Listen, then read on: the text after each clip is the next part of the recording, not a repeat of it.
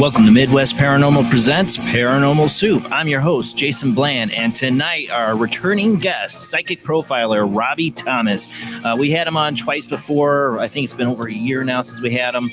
He's been on a lot more cases since then. If you haven't heard of Robbie Thomas before or haven't heard an interview with him, boy, you're in for a treat tonight. I read his book, Psychic Profiler, Volume 1. It blew me away. And I do want to get back into some of those early cases because it's been a while since we had him on. We may have some new listeners, but there's some new stuff, new cases.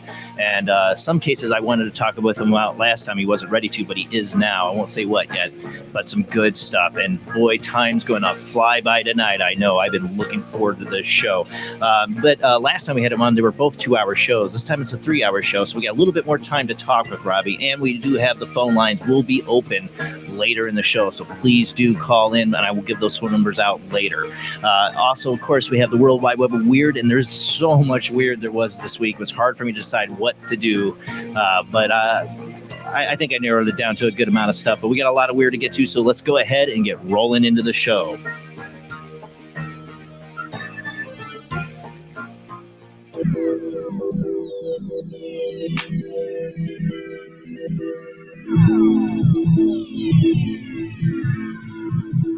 Welcome to another night of Paranormal Soup. As I said before, I'm your host, Jason Bland. I was hoping I see Rob here. Rob said he was supposed to get on, so I might have to run the World Wide Web of Weird unless he's hopping on here in a second. So now I got to get ready for that. Hold on. Rob said he was going to be here. Hopefully he's not having technical problems. But yeah, we got a lot in the World Wide Web of Weird tonight. And of course, joining me every Sunday night is my lovely co-host, Jamie D. How you doing tonight, Jamie? I'm doing well, thank you. Super excited to have Robbie back. I know. I've been waiting for this show for a long time, and counting kind of the days down to this one because we had him on like I think a month or two after the first time we had him on because it's just a 2-hour show back then went by so quick. We never got to totally like cover everything, So we got the time tonight, but it does go by fast. So let's go ahead and do. I was hoping I'm like kind of stalling to see if Rob would show up. Let me know if you see him pop down there, Jamie. If you can see him in the panel, I don't know. I usually don't. No, you don't. All right. Well, hopefully Rob joins us. Otherwise, I'm gonna have to run the World Wide Web of Weird. You know how that goes, but we'll give it a shot. But let's go ahead and roll into the World Wide Web of Weird.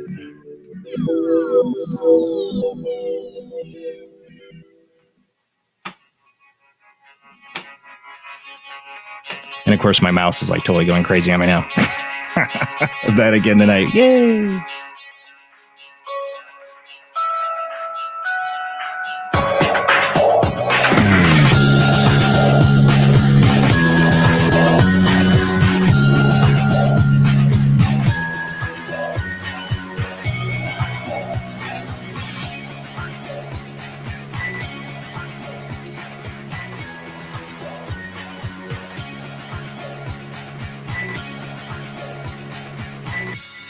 Tonight on World Wide Web of Weird, I actually wanted to. I had kind of wanted to cover this very quickly. The Storm Area 51 happened, and I got to say it was a big "I told you so." For those listening on our Paranormal Soup radio network, we are a webcast. We do show videos and photos and that you can see, but you can just listen if you want to listen. As soon as I figure out how to operate this World Wide Web of Weird. Here, there we go. All right, so I got to get the share screen up. Like I said, the first thing here is I totally called this. Did I not call this about the Storm Area 51? Now I can't find the thing I wanted to use for that. Where did it go? Oh, there we go. Yeah, I totally called this the Storm Area 51, the little Nerado run. Only like 75 people to 100 people showed up. And what really ticked me off is all the news coverage of it, like just making fun of it. Just, and the guys out there are all a bunch of dumb butts, basically. Not everybody, but a lot of them were acting like completely stupid, like this guy in the Nerado run, whatever the heck that is. I'm so out of touch. But yeah, I'm a little disappointed in that whole thing. I didn't want to see like a ton of people storm it or do anything like that either, but I knew this was going to turn into one big joke. But on the real UFO news, this, you guys remember this one here, the Tic Tac UFO. There's 3 videos that came out, starting back in 2017 and then 2018 from To the Stars Academy. Tom DeLonge, everybody knows about that. But the big news is that now, according to the Black Vault, the Navy Representative Joseph Gardisher, a spokesperson for Deputy Chief of Naval Operations on Information Warfare, has come forward to confirm that these videos are in fact authentic. I got this article from Unexplained Mysteries. The U.S. Navy, he maintains, considers these objects unidentified aerial phenomenon. The videos were never cleared for release and were distributed by accident by a former Pentagon employee. They had originally been intended for, hold on, see, this is why we need Rob. They originally been intended for an internal government database. So basically they were going to bury it, according. But, this whole thing seems so fishy to me. It seems so fishy to me. It really does. Is this like slow fake disclosure by our government. Like they're just wheeling it out like little at a time. And, oh, it was an accident. Should never got out. You should never seen that. Nothing to look at here, people. And they're like, don't call them UFOs. Call them UAPs, whatever, unexplained aerial phenomenon, whatever, same difference, whatever. You don't know what it is. That's what it comes down to. They don't know what it is. All right, let's move on. I did read one interesting article on all that too, though, that, one person theorized that, and I forgot who it was. Sorry, I don't have that article. But theorized that they were this particular video, they were searching for something underwater, which I found very interesting. And I'm like totally lost here in my World Wide Web of Weird. Rob, where are you? All right, but this is a UFO video. Let me pause it here. Hold on. I'm going to give away the good stuff. I got this from Daily Star, and there's not a lot of articles about it, but I saw the video first before I ever found an article. I thought it was interesting. We're going to watch it here in a second. Watch Iranian military fires at classified U.S. craft moving at breakneck speed. So some people believe this is a U.S. drone, but we'll get to why I have issues with that. Some viewers believe the astonishing maneuvers of the object prove it was using alien technology. The Iranian military has been filmed firing at a mystery object traveling with alien technology, online viewers have claimed. In this astonishing video, anti-aircraft artillery can be seen unloading a barrage of rounds at a glowing object in the sky. All right, let's just go ahead and just watch it here. Here, hold on, let me get the sound. Of course, I am not ready for the sound at all on this. Hold on. So much better. Hold on. Dang it. Come on.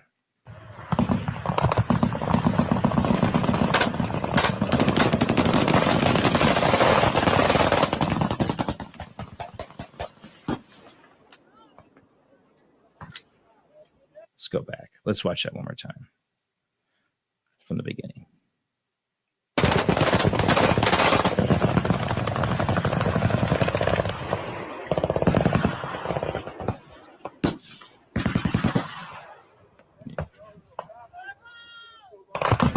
See, it flew way out there. It's going to come back around for a pass. Look how it floats.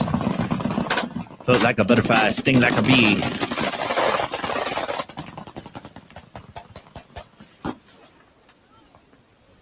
And then it's going to turn around, come right back for another pass.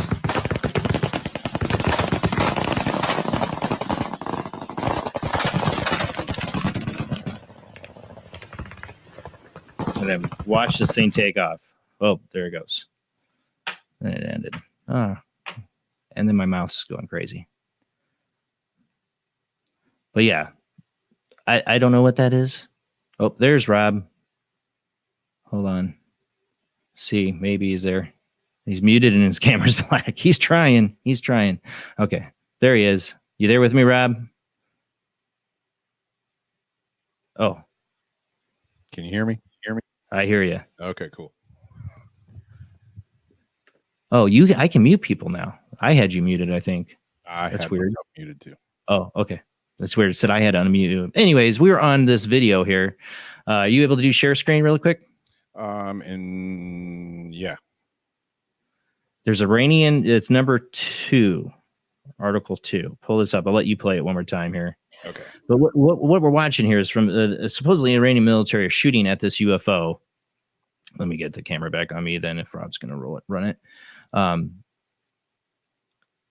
Iranian military shooting at this unknown object flying through, and you see it, for the people that were listening, you see the scene zip through and come back, take a pass. And my wife watched it with me, and she's like, you almost think you hear it ping off the thing here. I thought I heard echo. it Sorry too. about the echo. That was the volume up.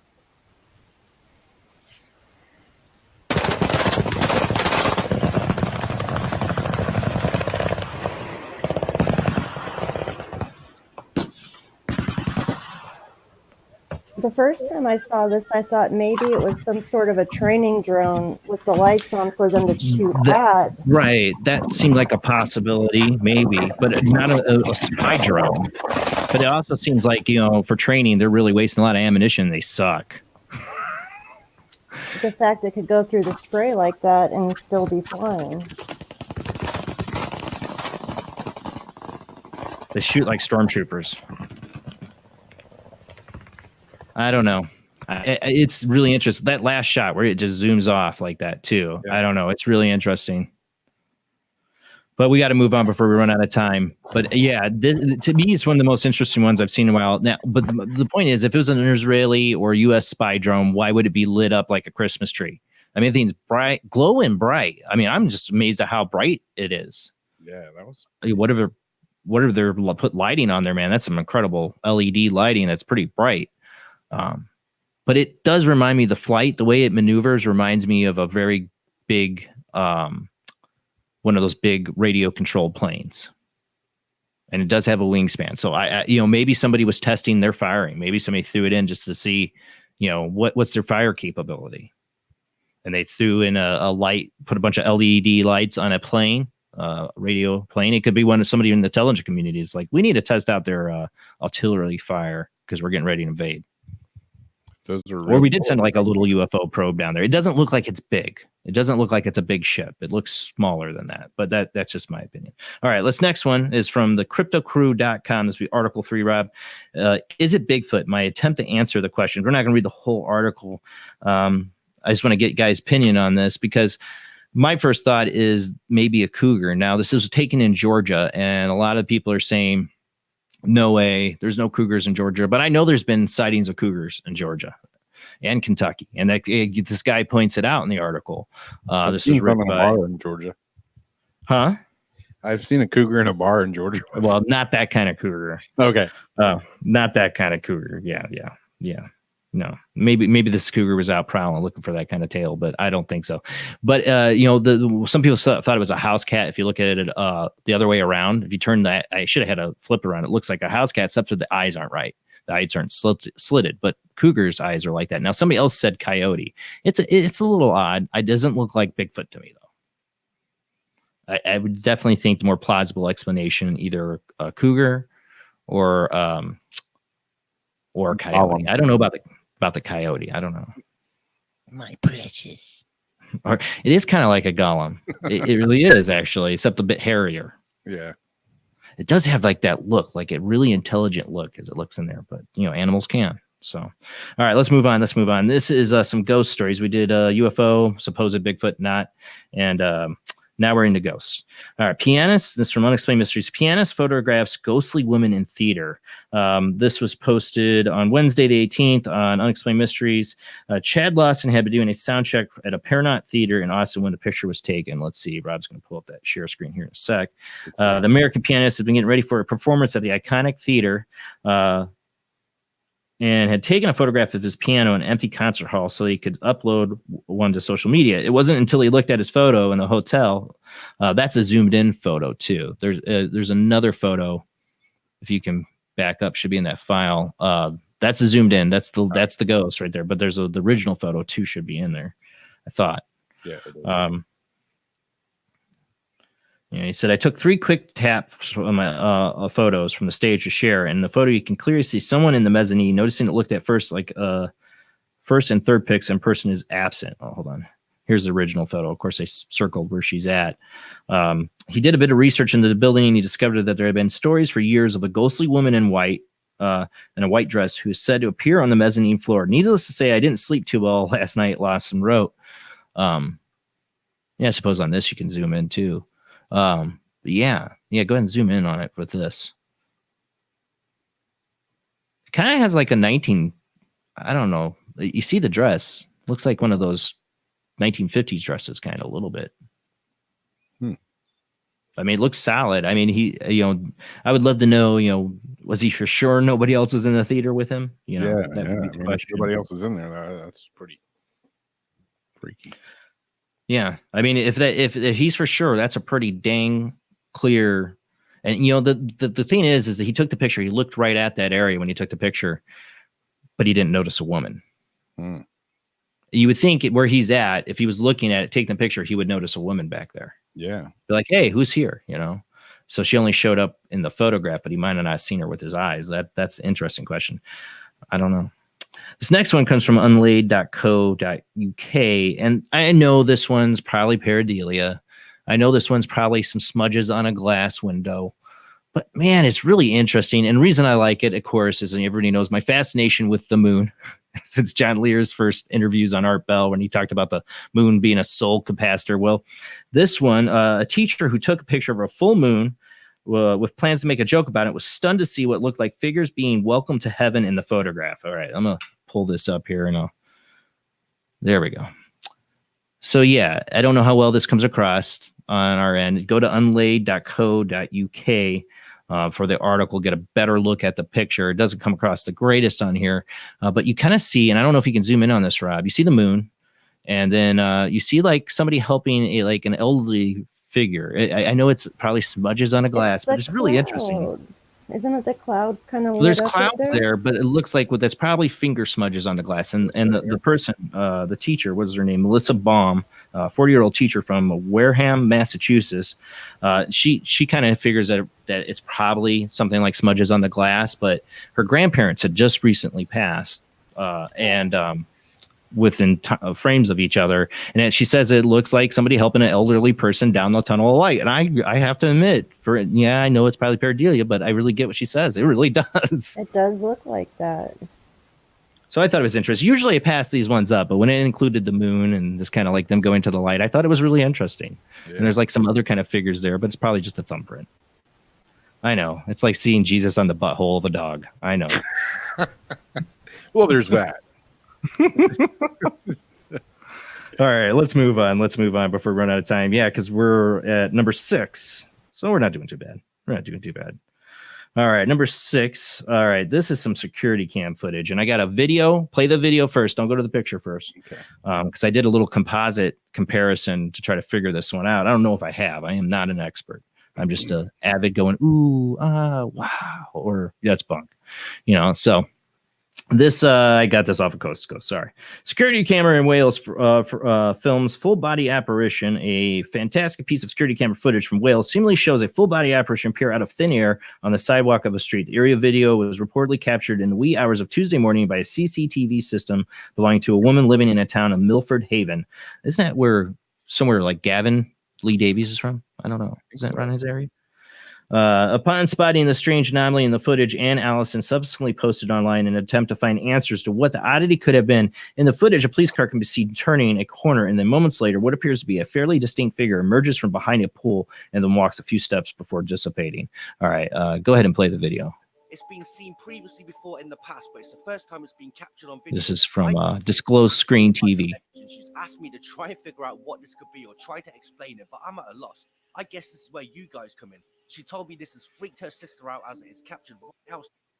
You can tell he's recording this off an iPad, so it's not a reflection. So I want to point out, some people are going to be like, oh, it's a reflection. Okay, so the camera is on the outside of the house. It's a security camera on the outside of the house. It can't be a reflection. It looks like a reflection because he's recording the security footage off the iPad.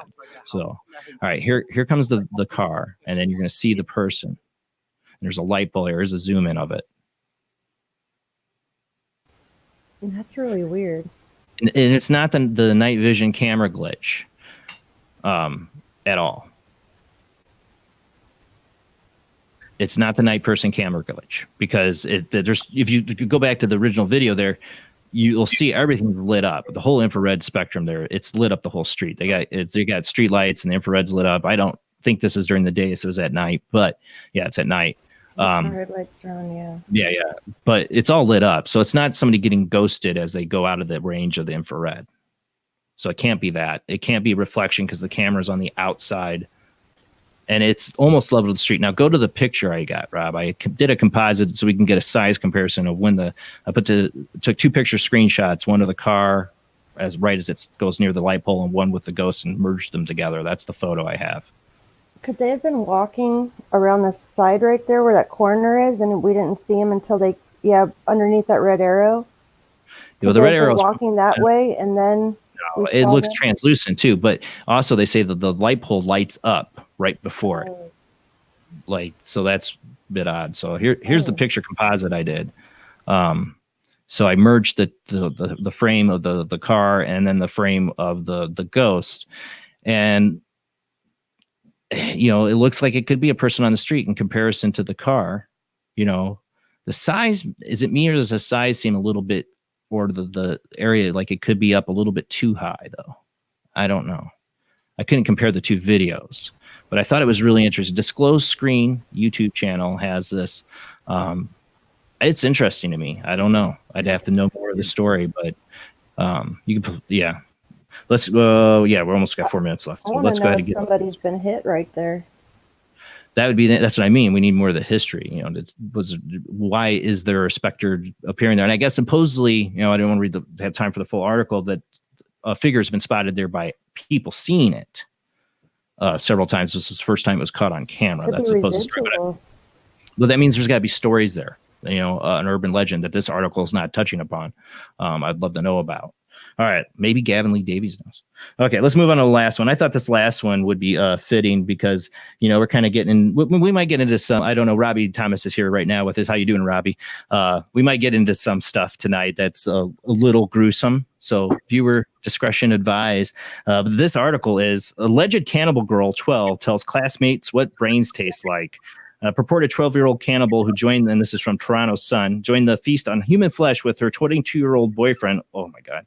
It shocked fellow students with the tale of her sickening exploits. The girl named Valeria was the center of Russia's cannibal and pedophile probe. The pedophile cannibal who groomed her, Arkady Zerviv, died in prison earlier this year. Good. For facing justice for the murder of the cannibalism and raping of the 12-year-old victim. I also have a picture of the douchebag. We'll show this. This is a blurred out vision of the girl. I think we did cover him, his case of the cannibalism. I think we had it in the World Wide Web of Weird.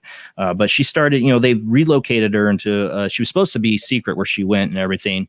Nobody's supposed to know where she went. Well, word got out in Russia because of people reporting this little girl talking about eating brains. I mean, and the doctors say, well, she's normal. She's fine. There's no way this girl's normal, fine for what she went through. And this poor girl needs help. And they're basically just sticking her into the population, into the school, and hoping, you know, oh, she'll blend in. But it's not happening. It's not working. This girl went through hell, literal hell. Go ahead and let's show the picture of the guy, because the only reason I usually don't like show pictures of creepoids like this, but show the picture of the guy, because this just, oh my God. What, I mean, this is as douchery as it gets. Yeah, you just took the words out of my mouth. Glad he died. I hope he died a horrible death in prison. I hope he did. You know, really hope he did. I hope somebody ganked him. I know that's awful to say. That's why I never can totally commit to Buddhism, right? Because vengeance is mine, you know. But yeah, you familiar with this case, Robbie? You've ever heard about this in Russia? No. You don't want this kind of case. No, not at all. Because, oh my God, this guy was really sick. And, you know, in Russia, they've had some real monsters bred there, and we get some real monsters here bred. But in Russia, I think the problem is the law enforcement is way behind. It takes them a long time to catch these guys. Maybe they're getting better. But, yeah, this guy got away with a lot. But that's it. That's it for the World Wide Web of Weird. We got a great guest tonight, Robbie Thomas. How you doing tonight, Robbie? Oh, just lost Jamie and Rob. How's it going? We got a lot to talk about, so we're going to get rolling into the out of the World Wide Web of Weird into the commercial break. But I've been so looking forward to having you on, Robbie. A lot to talk about tonight, so I'm so excited. And guys, later we will take phone calls, probably after the second commercial break. You'll be able to call in the show, and I'll give out the phone lines. Call in. You know, have questions for Robbie, not psychic readings or anything like that, but if you have questions about what he does or your own experiences with your own psychic abilities, because you know, I've had experiences. My own personal experiences of being able to do things, having psychic things, are not controlled. I am not a psychic, but I've had things happen that are psychic, and it convinces me that the phenomenon's real. And nobody more proves it than Robbie Thomas here tonight. You know, law enforcement backed. You don't see that very often with a psychic. So that's why it's a true pleasure to have him on again. All right, guys, we're going to go to our commercial break. Don't forget, check us out on YouTube and Facebook. Subscribe, follow, and help us out on Patreon. $2 a month. You get exclusive content. We'll be back after this short commercial break.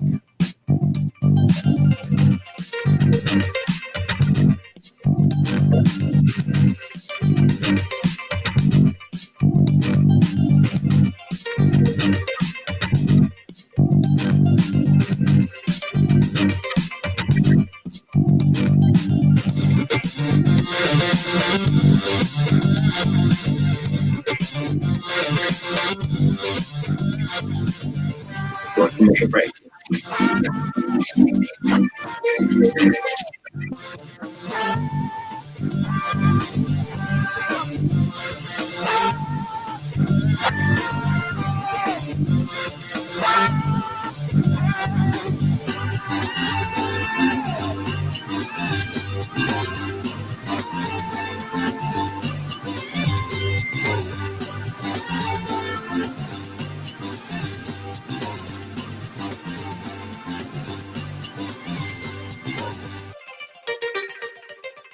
He is conducting an experiment into the combined effects of sensory deprivation and hallucinatory drugs.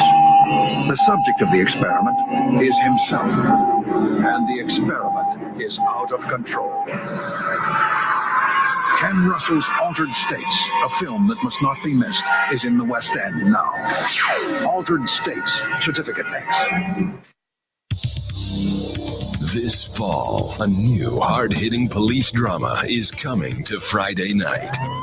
He was a well-to-do cop transferred to a troubled precinct downtown. His new partner is a space traveler with a passion for justice. It's Yuppie and the Alien. Look, you might vaporize dissidents in Alpha Centauri, but in this precinct, we do it by the book. I'm so terribly sorry, Captain. Duh, Goog, I'm sorry. Don't miss this one-of-a-kind police drama. They're fighting crime the hard way in designer clothes with $250,000 sports car and a UFO. Partner, let's go cruise in the car and look moody. One tough downtown precinct, two outsiders doing things their way. Yuppie and the Alien on VBC. Paranormal Magazine is a new paranormal magazine based out of Denver, Colorado.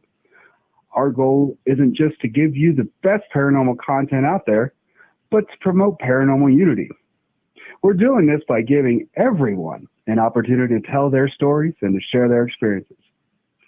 For more information, follow us on Facebook at Paranormal Magazine and soon, ParanormalMag.com.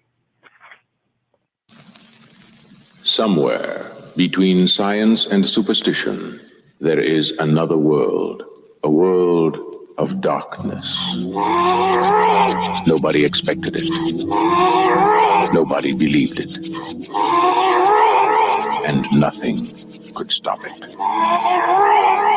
The one hope. The only hope.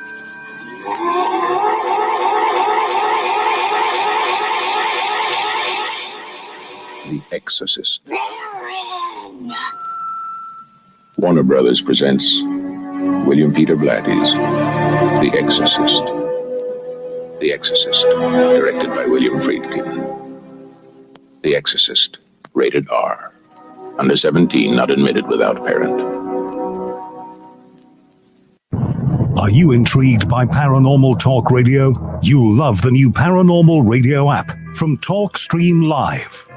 You'll find a great selection of talk shows covering UFOs, ghosts, strange phenomena, and much more. Download the Paranormal Radio app now and start listening to the very best in paranormal talk entertainment, including the network you're listening to right now, the Paranormal Radio app, free in Google Play and the iOS App Store. Bring life to the dead. Bring life to the dead. Bring life to the dead. Bring life to the dead. Bring life to the dead. Enter the occult world of necromancy. You were brought here for one purpose: necromancy. A ceremony dating back to the pre-Christian era. It's the art of reviving the dead. It requires involvement with evil spirits by the person performing the act. The devil god brings life to the dead. No, please. No, please. And death to the living.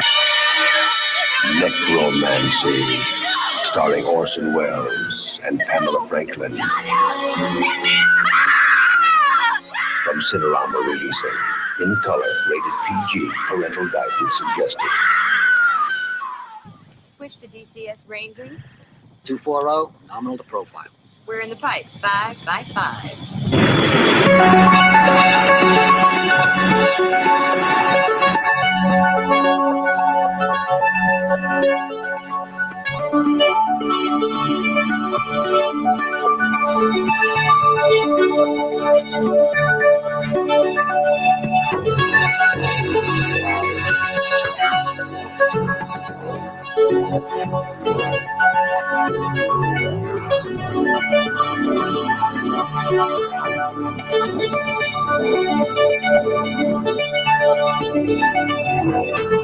Tonight on Paranormal Soup, we have returning guest, Psychic Profiler Robbie Thomas. Robbie Thomas is openly endorsed by many levels of law enforcement, agencies, organizations, and families. He has assisted law enforcement for decades and has been followed closely in the media for the work he does on murders and missing persons cases.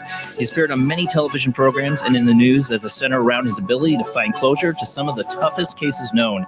NBC, CBS, ABC, GAIA TV, CKCO, Daytime Live, Rogers Television, StarChoice, Bell Expressview, and New ROCTV, and many more. Aside from the numerous television appearances, he has been heard on radio shows around the world, such as CBS, Coast to Coast AM, Fade to Black, Tracie Austin Show, Heather Wade, Kingdom of Nye, ZTalk Radio, Kevin Smith Show, Mackey Show CBS, True Ghost Stories, Keeler Show, and I'm going to keep going on that one. He has been featured in many magazines. There's a lot of shows, such as Tab's Paranormal Magazine, Intrepid Magazine, Visions Magazine, Science Magazine, Bellesprit Magazine, Suspense Magazine, Paranormal Magazine, Unexplained Paranormal Magazines, Fix Magazine, and Pennant Magazines, and many more. Rob has been a keynote speaker at many events and conventions over the years. He speaks at various cases he has helped solve. He's also toured on his own, the Ghost Encounters Tour of 2005, Power of Spirit Tour 2007, Psychic Justice Tour 2010, the CoExistence Filming Tour 2017, and many more. And we've had Rob on twice, and those were 2-hour shows, and man, they went by quick. This one's going to go by quick too, but I do want to get into some of the old cases we've talked about before, because I know there's people that haven't heard Robbie before, and they got to hear there's some amazing experiences there, but there's some new stuff. I don't want to get into it yet, but there's a case I wanted to talk about the last 2 times we were on with Robbie, and we're going to get to talk about it tonight, so I'm super excited. So let's go ahead and roll into the show.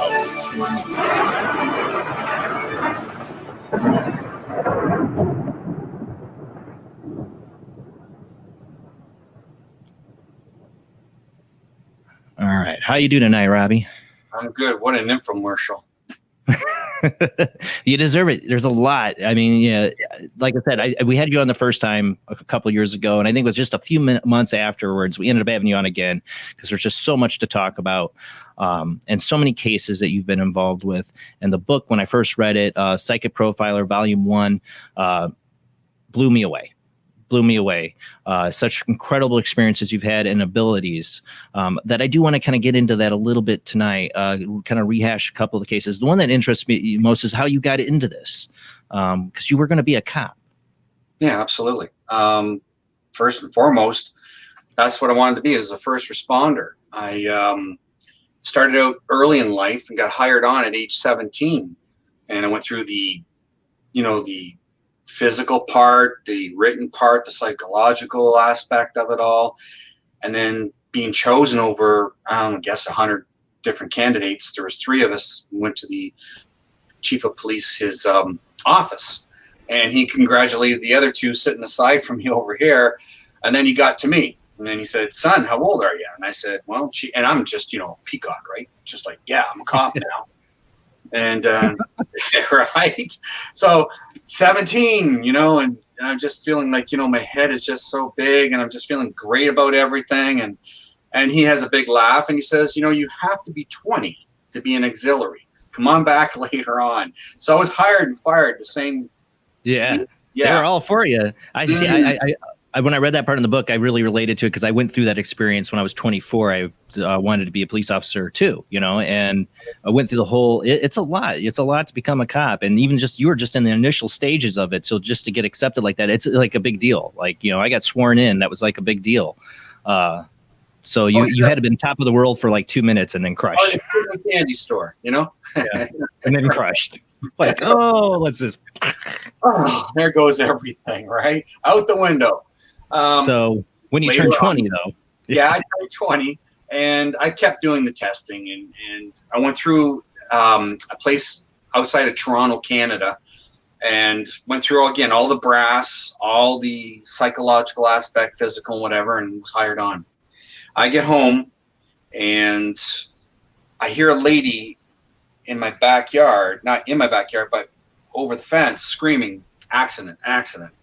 So I ran out the back door, hopped the fence, and I see her in her robe, and she's pointing down the laneway and saying, accident. So now, as a first responder and going through that aspect of becoming one, you go through this, CPR courses and what have you. So that's my mentality right now. So I'm running, and I'm going where she's pointing, and I run down the street curves into the street because there's townhouses there. So it curves into the street, and I see nothing. And then there's a guy to my left, and he's going over here, over here. So then I run over to him, and he pulls me into this kitchen, and there's a lady to the left, and she's running around this table screaming. And there's a guy to my right, and he's holding a doorknob, and he says, come here. So I go over to him, he grabs me, opens the door, shoves me in, shuts the door. Now, I'm looking at the floor for blood because I've told an accident, and that's what you're thinking. Right. I look up, and there's a guy, and he's right there, and he's looking right back at me, and he's got the purple lips, and his eyes are just like strictly staring straight ahead. Not good. No, not a good sign. So again, first responder mode, I go over and I check for vitals, listening for the heart and stuff, and I go to do some CPR, and I hear, let me go. And all my life I can hear this and see this, but that wasn't a question at the time. What at that moment was this gentleman here and people in the other room wanting me to help. So I get in there again, and I'm looking at this guy, and I didn't hear that. So I go back and go do CPR, check for vitals, and I hear again really loud, let me go. That's when I knew, and I stopped, and I backed out that door. When there was 3 people in that kitchen, turned out to be now 50 people, if more, and they're all staring at me. And sure enough, all I did was this with my head, and everybody exploded. Yeah. Yeah, they knew, right?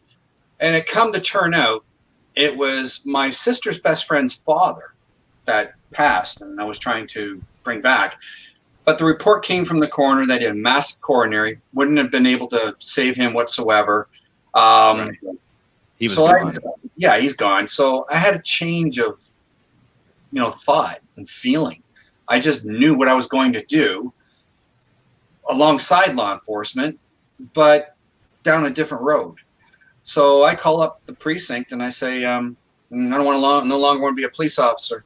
And you don't quit when they hire you because they want to know why, and they spent money to get you where you are, right? Exit interview. Right. So they said, because they spent time and money to train you, to put you there. They're not happy. I went through that. I quit too. And I know that feeling. It was tough. It was a tough decision. And I can't imagine what you went through, especially after something like that. Oh, I wasn't mortified. I wasn't, I would say shocked. I was more or less, just new. It was a weird feeling, just new. And I was younger, because you have to remember now, I'm 53, and that was like 21-ish, 20 years of age. Right. So back then, it was just, I just knew. And, looking at the fact that they said, we're going to send a film crew, a captain, a sergeant, and a bunch of other people with cameras over, to interview you. Yeah. Oh, now I'm overwhelmed. But they bring him in from the Chatham Police Force, and they set it all up.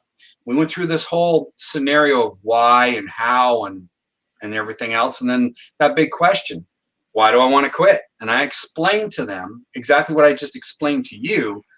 And they were just blank. They were blank. They were just staring at me.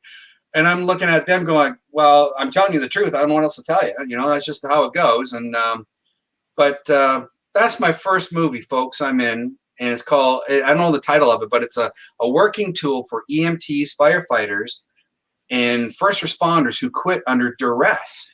But I wasn't stressed out. I just did they put that part in the movie? Oh, that was there.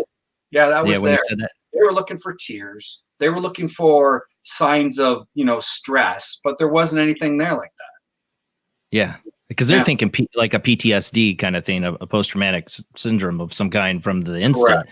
But you had an awakening to your gift. That you said you went through you've had this all your life, and I remember you knew you had a sister, a half brother or half sister. Sorry, half sister. That's right. Are you telling me you have a brother out there? No, just kidding. No. Maybe I'm thinking that because I got a half brother out there somewhere. I have a half sister too, but you knew this all that time. You've had these gifts all your life, but that was the moment that it hit you that this is what you're supposed to be doing with your gift. Yeah, take folks back even to age 2. Back, before I was even born. Let's go back even before I was born. My mother's a Roman Catholic. I was brought up Roman Catholic. That's my faith. So in the 60s. If a young lady had a child out of wedlock, the Roman Catholic Church would take that child and put it up for adoption, or force the family to give the child up for adoption, which they did to my mother. Right. Now, because this man promised her the world, we all know the stories, we hear it. And then she ended up getting pregnant, and this is what happened. Years later, she meets my father, marries him, and then has me. So now you got this snot-nosed kid running around, age 2, and he's saying, I know there's somebody out there who's a part of me. Am I adopted? Or what's going on? And I know it used to hurt her because my father would say, get in here, leave her alone. Oh, I can imagine. Yeah, and I'm just a child. I didn't know. So growing up and bring everybody fast forward now to 1994. The day before my mother passed, I had a revelation, and I went over there like every day. I'm mama boy, and I'd go have coffee and toast in the morning. I love my mom, and like everybody, and she wouldn't look at me. It was a really different offbeat thing. And I said, Mom, I'm really compelled to tell you, but I was visited last night by the 4 horsemen, and this is what was shown to me. And today's your day. And I can't, I got to get this off my chest. Today's your day. She said, go home. You don't hold back, man. You don't hold back. And I learned over the years, there's things we'll get into tonight where maybe I should hold back. Maybe I should. I don't know. Well, it's got to be scary for people around you, Robbie. Yeah. To know that you could do that. You could turn around and be like, today's your day. It's just weird because, when you say it that way, and then I look back at how I said it to her, it still kills me inside because she says, go home and come back. I'll watch your daughter later, and whatever. So I'm back at home now in the kitchen with my best friend and my wife. Phone rings, and it's my father, and he's screaming. And he's going, it's your mother. It's your mother. And so I jumped back in the car with my best friend. We went over to my mom's house. I see them bringing her out on a gurney, and the EMT's on top doing CPR. I remember her little hand hanging over, her little purple sock. When we got to the entrance of the ER, and I'm standing there and I'm telling them, hurry up, get in here. And they're pulling her on the gurney. The guy on top, my mother was already gone. She was gone. But he stopped right where I was, and he heard it, and I heard her, and it was something she said, and he heard it. And it was amazing because after that, Father Rick came to me and he goes, when you told your mother to talk to Jesus, this is what she wanted me to tell you. And she says, he spoke back and to keep the faith. So during my motorcycle accident last year. Oh yeah. I forgot all about that. Oh my God. Yes. Yeah, I had a band or a bracelet that said her last 3 words to me was keep the faith. Right. Yeah. So I lost it, but I got it permanently inked on my hand for her, right?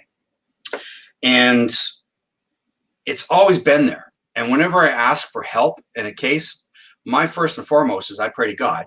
And then I ask anybody else who's there who can help me from that family, my family, or anybody. And it's amazing because when we get into cases tonight, you're going to hear that they give me the murderer's name. They give me where the body is. They tell me where the weapon is, and we get it. And it's all factual.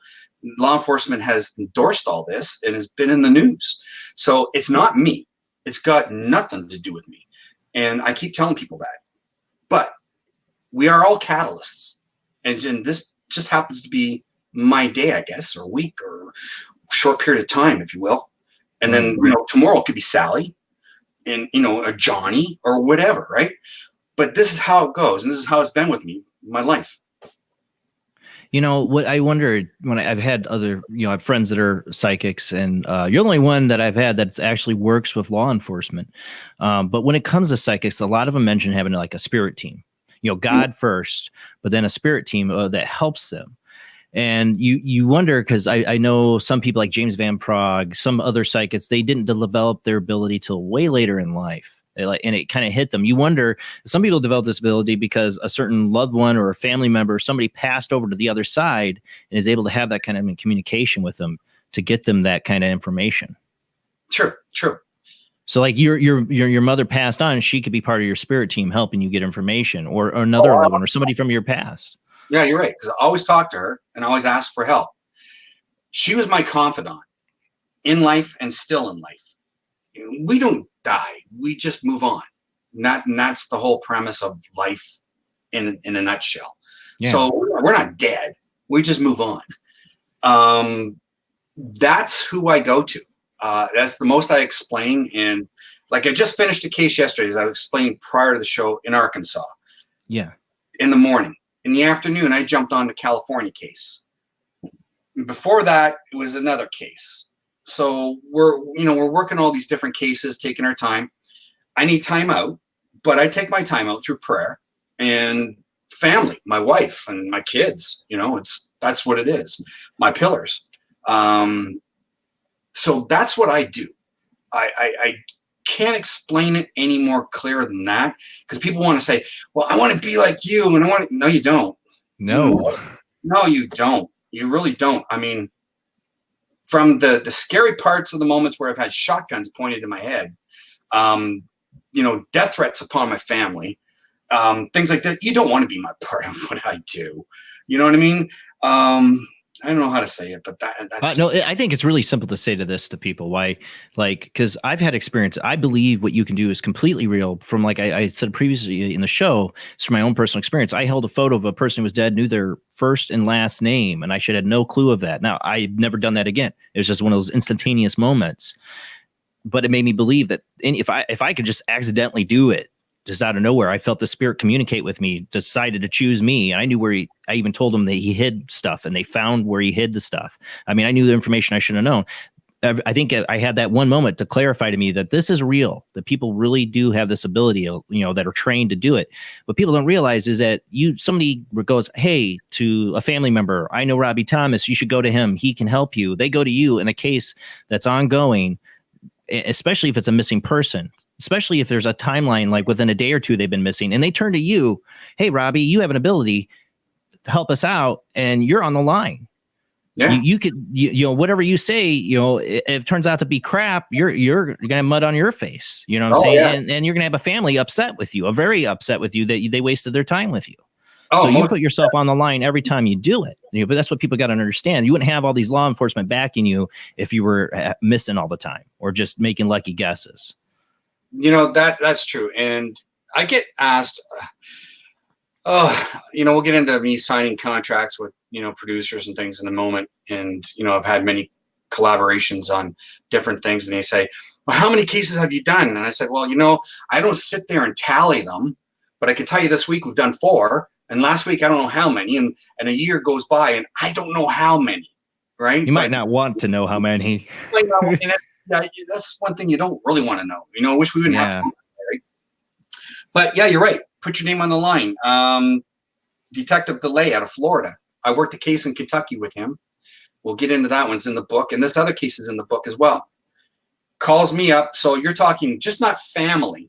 You're talking the guy who's on the case.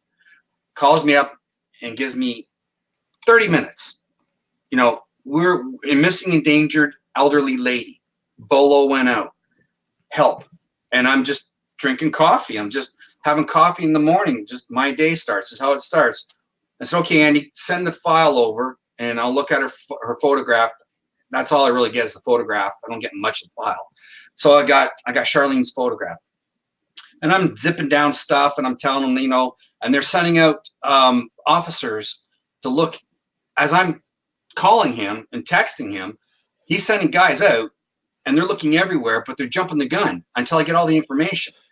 So time went by in about an hour, and we found her. She went from St. Petersburg, Florida to Tampa Bay, and she was found in the Bay Area where I said that's where she would be. And at 12:30 that day, because this started at 10:30ish in the morning, 12:30 they all got on the news, the detective and the sheriff and everybody, and go, we got a break, and we got her. She's safe. So, I mean, that was a great one. So put my name on the line. Yeah. Do I feel good about it? For 5 minutes. I mean, I'm good. I mean, the way I mean, when I say 5 minutes, don't take me wrong, because then now I move on, and we just done something good. So now we move on. 5 minutes. You should, because you did something. You saved somebody, an elderly person. I think, remember, she had dementia or something like that too. Something like that. Yeah. Yeah. Yeah. But the thing is, you should, pat yourself on the back a little bit. Anybody who does a good at a job they're doing, should take a moment to go, hey, I did good. I saved somebody. But that's the thing. You could have led them in a completely wrong direction. True. And then she would have turned up dead somewhere, and like, she was nowhere near what you said. So when you do that, you put your name on the line. You put what you do on the line every time you do it. So for the critics, I'm like, say you do it. You put yourself, for those who want to do it, you try to put yourself under that kind of pressure. No, I've said that. I wouldn't want it. You start a firestorm when you say things like that, because let's face it, everybody thinks they're psychic, right? And I hate that term. I do. Yeah, a lot of psychics I know hate that term. It's actually just, we all have sensing ability because we're all of spirit, right? I'm trying to put it in very layman's terms. So when we say, talk to the critics about it and, mislead people, in the book, you've read it, there's many cases I put in there where they've had well-known psychics lead people wrong way. And exactly. I found the people alive and brought them home. Right? Sorry. I think I know which. Okay, I'll let you go, because I probably think I know which case you're going to talk about. Yeah, the psychic told him where the body was. Yeah, the psychic says he's buried in Mexico along the fence line by a jail. Won't find him, and told this family for 14 years. 14 years. So they're crushed, and I went on my psychic justice tour, and I started at my hometown in a theater, and I packed it. So there was like everybody there, and my name's on the line, like you said. Not only that, these people know me, right? So it's your hometown. My name would be Mud, right? Right. So here we are, and I'm looking out in the audience, and I'm looking at everybody. Hi, how you doing? This is great. I tell the lady to do her homework before I get on stage with her, and I said, I'm not going to tell you where he is, but I need you to talk to the Ontario Provincial Police, which is like state police in America, and get the RCMP out west, because that's like FBI. And I said, British Columbia. And I gave a little area. Mm-hmm. She did come on stage, and then she goes, and she's ecstatic. And I'm saying, don't say anything. I want you to say it to me when I'm on stage. So we get in, the curtains open up, and there's everybody there. And I said to her, okay. And I introduced myself, and I explained what's going on and what we're doing for folks. And we're going to do a live read on a missing persons case, possible murder. So I said to her, I did your homework, or you did your homework, and I told you what to do. What did you find out? And she goes, well, it's a privacy issue.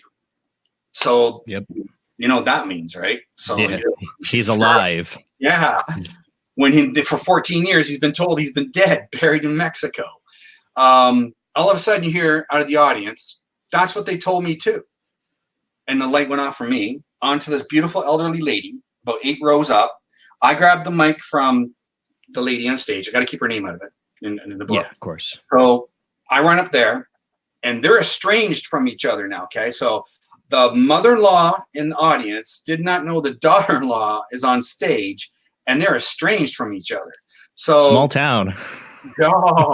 So I go to her, what did they say to you? And she said, it's a matter of privacy. It's a privacy issue. And I said, well, that's the same thing they just told her. And she goes, yeah. And I said, well, she goes, where you said he was doing the cement work with boats and stuff, that's where he was. And he wants to be left alone. So, that just proved the point that the police found him and doesn't want to be left, leave the family alone. He left on bad terms. He wanted to save the family from corruption. So that's where he went. Not Mexico, in a grave, along a fence line, dead, right? So that's just one example. Next example is, we know this guy. He's really well known on TV, and in a show. I don't want to give it away. Right. But he said, I get this call, we're live on a show, major show, and they go, Rob, give us 5 minutes of your time. Can you please tell us where Corey is? Because so-and-so said he's shot and dead in a hotel room. He was a radio host, wasn't he? Yeah, producer. Yeah. And I said, no. He's alive. And again, here we are, putting my name on the line, put it right there, right? Right, because he could have been dead, and then you would have really looked stupid. Yeah. Right. So, I mean, that's what you do every time. You just give an answer, and that's put your name on the line. This is my thing. This is why I've had these abilities at times, like they're but not controllable. But people are like, well, don't you want to discover how to be more psychic? I'm like, not really. Because I have no want to put my name might be up there and try to be under that kind of pressure. Right. And just communicating with families, even if you're not doing law enforcement like you do, just to try to, I don't want to be dishonest. I'm going to tell people what I think. I could be wrong. I could be right. I don't know, but you put your name on the line when you try to do this, so you got to be 100% on. It's just not your name. It's your family. Yeah. Right? Yeah. So I have children and my wife and everything. And I, every time I get information, just like this last case we just finished, Arkansas, I sat there and I got all the information and I'm thinking to myself, I don't want to give it away to families. So I always tell families, I say, you hired me on, that's fine. But all the information goes to the detective who contacts me after you discuss. So I talked to Detective Huntsman and I said, I'm going to give you everything and I'm not going to give them anything. But certain times when it seems a little whacked to me, right? Like really left field, I got to confirm a little bit. So right, you have to investigate them a little bit too, Yeah. So I sit there and I go, is it plausible? And I call up the mom and I say, A, B, C, D. And she goes, oh my gosh, yes, it was all there at that time. I said, thank you. That's all I need to know. And I said, I don't want you running out to the scene. I don't want you to, you know what I mean? So now I kind of get the cat out of the bag and she's kind of like, I said, I'm going to talk to the detective. You stay away from there. Don't you do anything. So that's what happened for Arkansas right now. So,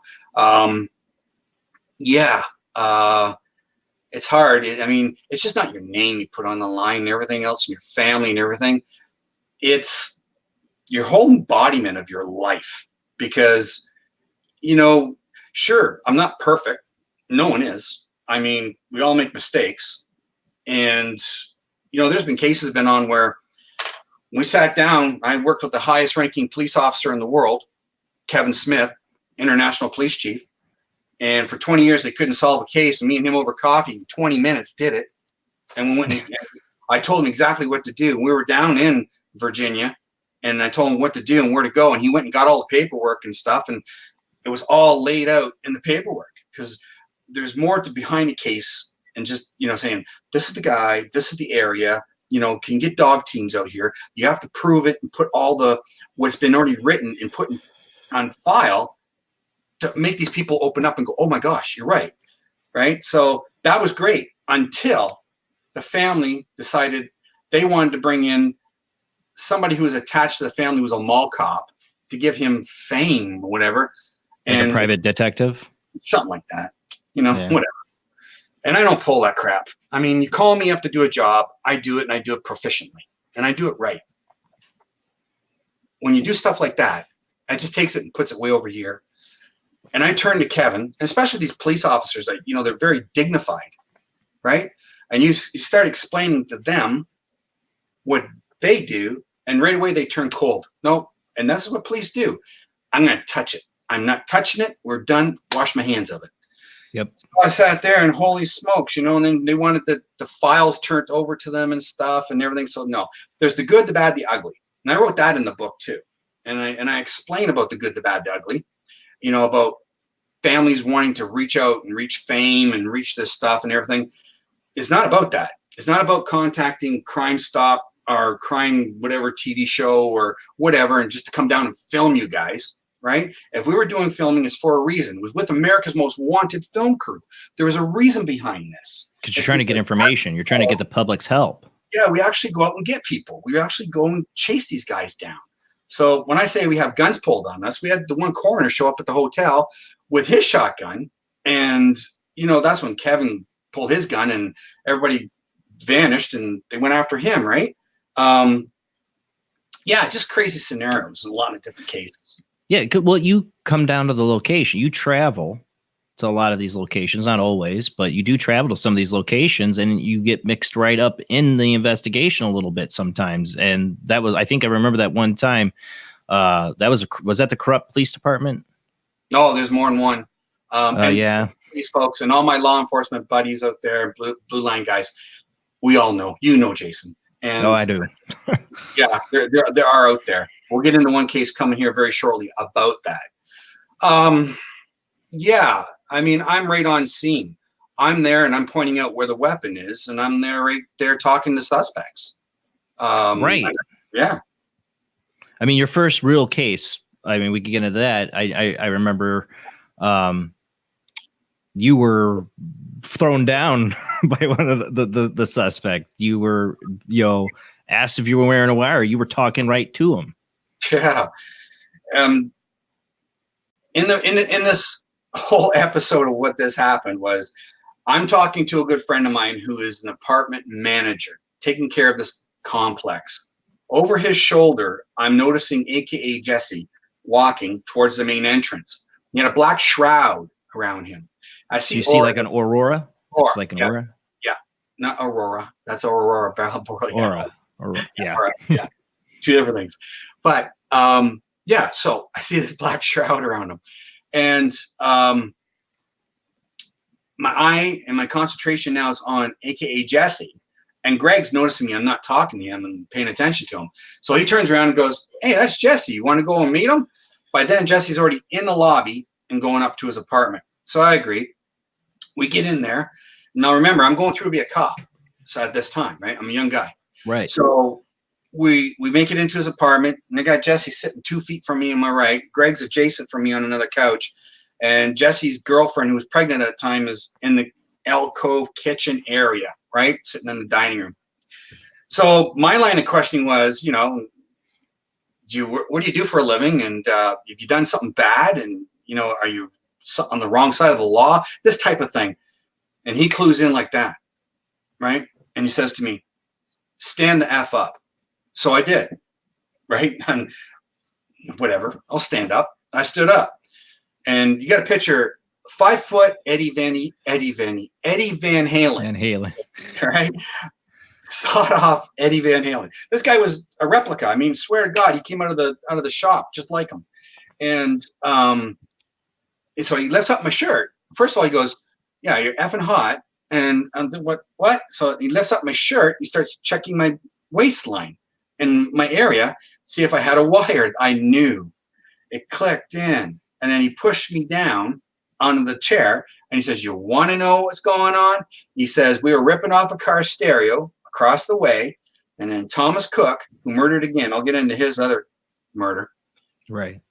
Said, let's go and rip off the gas station." So both of them go over to the gas station. And now there's a young man in there who just came from Quebec to Ontario.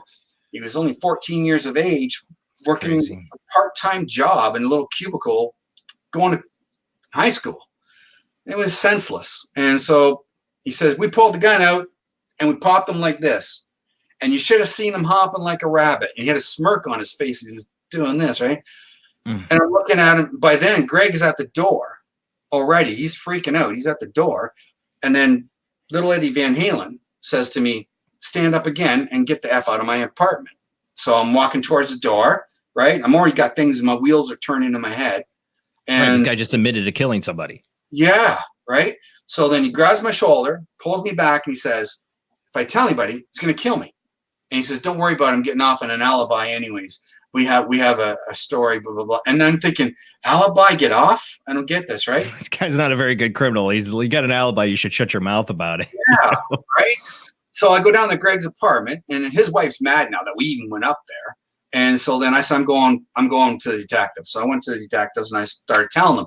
They said, Rob, you got to go back and befriend him and wire, get him to say everything he said already. And I looked at the detective and I said, are you freaking crazy? He's going to kill me. He already made me out. And there's no way. Right. He says, well, we're in trial over the murder of Mark Campbell because of him. And I'm going, oh my gosh, that's what he meant by alibi. And, it's like, oh yeah. So they got off in we'll call it technicality, whatever, if you will. Right. And that really burns me because I had him, right? His accomplice, not too long after that, decided to saran wrap his girlfriend, hold her arms, and watch her take her last breath. Jeez. And then she died, right? So now he's in jail. Oh, he could be out by now. He's probably out now. Who knows? Probably dead. Who knows?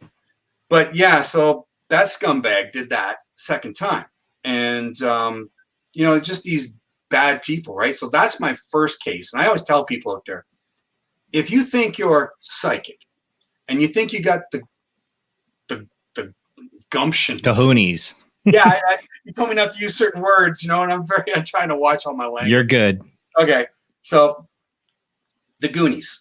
If you got the Goonies and you think you can do this, don't, because that could have been me dead there. You could have shot me. You know what I mean? Just don't do it. Yeah. So since then, I've learned and I've curbed my appetite for, wanting to jump in the fire and the fray of everything, but with law enforcement. So that's how I do it. Yeah, definitely let the detectives talk to the suspect. Right. But sometimes you've gotten some information from talking to the suspects that you probably wouldn't have if you hadn't talked to them. That's true. In a case, So, I mean, you gotta admit that psychic connection's got to like really hone in when you're face to face with somebody more than just like a picture of a victim or a picture of the suspect. We're in Kentucky, and Detective Andy DeLay has a radio show. It's a racing car radio show. And he called me on it. And we were just going to do this type of thing, talk, and then get me off the show. And then he spurred this on me. He goes, Rob, I really brought you on here because that's Andy for you. He'll call me for a case and everything like this, right? So he goes, yeah, tell me about this 2 men who were killed in Kentucky and everything. And then, just hear it, right? So I'm telling him information over the airwaves, if you will. And that's another thing too. I got to learn. Don't do that because they listen. Right.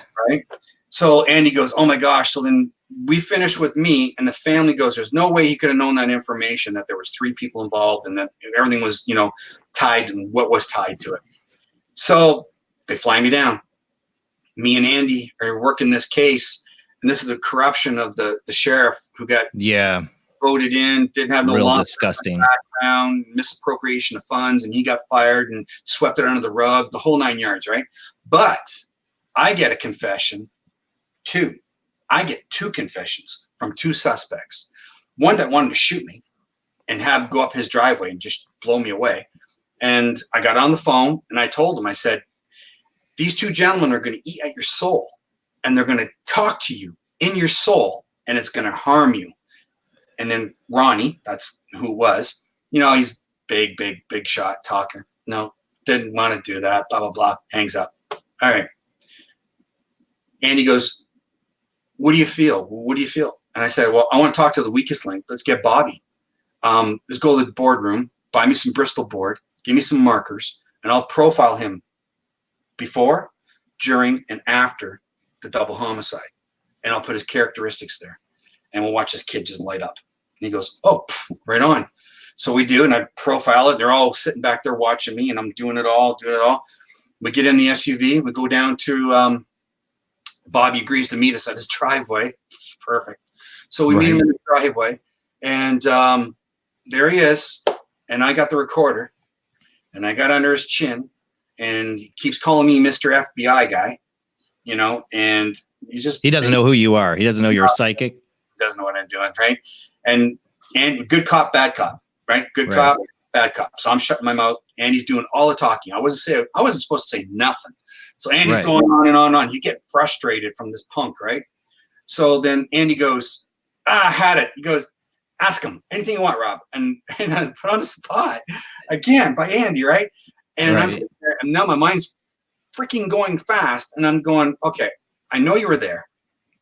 I know you didn't do the act, but you took part in this double homicide, one of 3. And the guy's going like this, right? And not saying a word. And Andy goes, just a minute. And he opens up the back door of the SUV, puts the Bristol board out there, and he goes, frickin' read that. That's you. And the kid sits there and he's reading all this stuff, and he went white and his jaw just fell. And he goes, and I go again, I know you were there.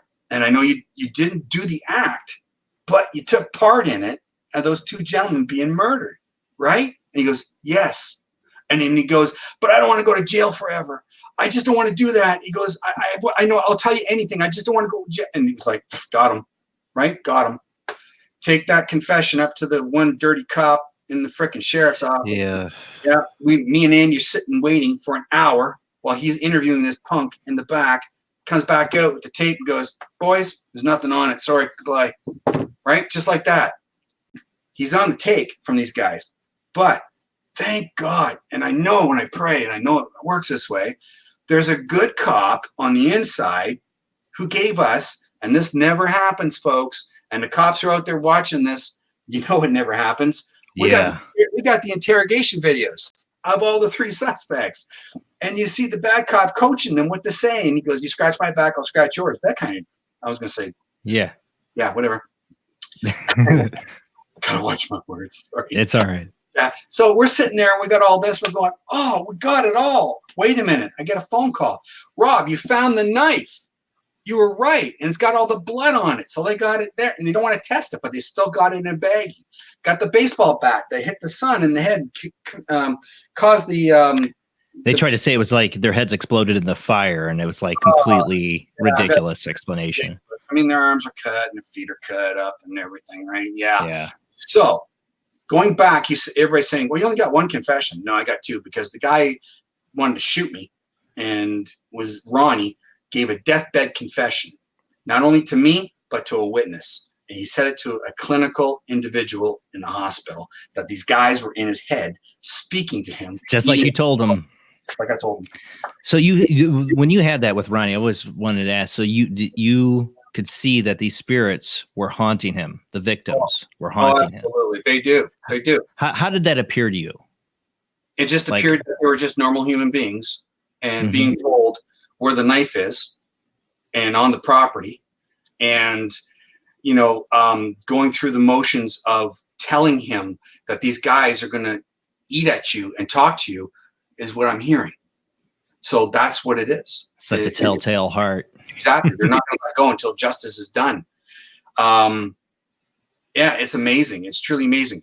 And when I told you earlier before the show, I have numbnuts who follow me on my social media who are criminals, right? The third one keeps writing me saying I'm an idiot and everything, but he doesn't realize too when you give a statement, folks, and even the criminals out there who are watching me right now, when you give a statement to the police and you say that, you weren't there and you swear under oath and all these other things that you say, and then we find a news clipping of you being there, taking part in something on film, that's a felony.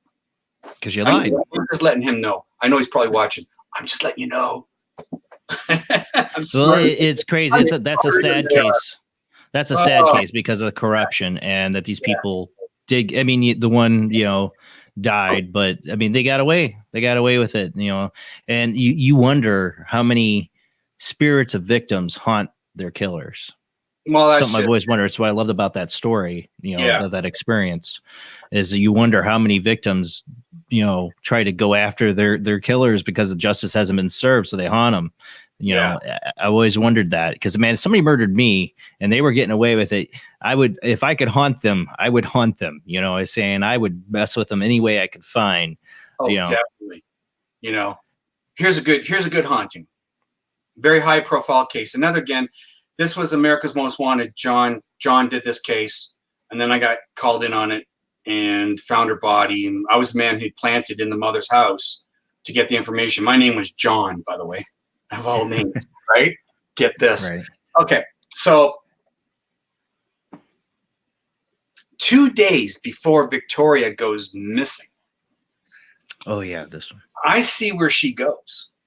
I see the tree line. I see the wagon wheels, the horse and buggy, the people, the Mennonites, big pile of rocks. I mean, big, huge pile of rocks and wood, whatever.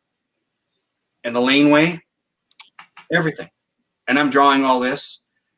And folks, if you go to my website, I'm just going to really quickly go to robbiethomas.net. You go to murder cases and you click on it. You can follow all these cases that are there. And they're all written up from the families and law enforcement and whatever.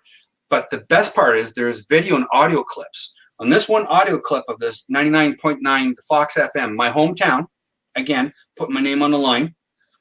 He says, you showed me all those drawings and notes before they started investigating this case. And he goes, I was a skeptic, but he goes, I'm a believer now. And because he's seen it all before they did it. It was a minority report, kind of, because you saw the crime before it happened. Yeah, absolutely. Absolutely. And it's not the first time. Sad. But, and this beautiful little girl was taken, and my notes were 2 people, a younger woman, and an older man. They were looking for only a woman. They had a grainy video of a woman leading Victoria away from the school, right? That's all they had. And I'm sitting with Detective Brown and the family, and then what do we do? And so it got brought up, why don't we just plant me in the mother's house to get a read? And his name will be John, friend of the family. And, you know, that's all I got to do. Just don't say a word. So I get in there and I'm noticing, you know, the atmosphere. And it wasn't right. It just wasn't right because she never mentioned her daughter's name once. She never went and looked for her daughter once out of the whole entire time. I don't care who you are. You knock on the pavement. You knock on doors. You look for your child. This one never did. Never did. Just wasn't sitting right with me. And she says, they took my name off the charity account. Why? And then Rebecca says, oh, we just find it more feasible that way, that the money's more accessible quickly to Rodney. So Rodney is out there searching for the father, right? I'm working for the father's side, not the mother's side, right? I'm on the father's side. And well, they come and took my computer, and that's all she's complaining about. And the whole time I was there. And then we go down and get out of there, and I go back and talk to the detective. Now Rodney's in there taking his lie detector test. I'm across the room from him. It's an emotional time. And he failed a question or two, and you hear the detectives yelling at him, don't leave town, this kind of thing. And the detective looks at me again, Detective Brown. I said, nope, it's not him. It's not him. You're looking for a younger woman and an older man, right? Older than her. She wants to prove her love to him, this type of thing. And it was in the news. She said she wanted to prove her love to him by getting him a child. You know, it's just weird. The whole case ends. Comes to me, spirit guide shows me her prior to leaving. She comes to me, we're home now. My family goes down and meets her family. So when I do a case, my wife comes with me to cases and sees the detectives and everything. She's my pillar because I got to vent. I have to have somebody say, you know, I'm kind of ticked and we're not doing it. Can't hold it all in. No, right? So I'm human first. So, yeah, they meet my kids, they meet my family, and that's, you know, how it is. I'm a people person, so that's what I do.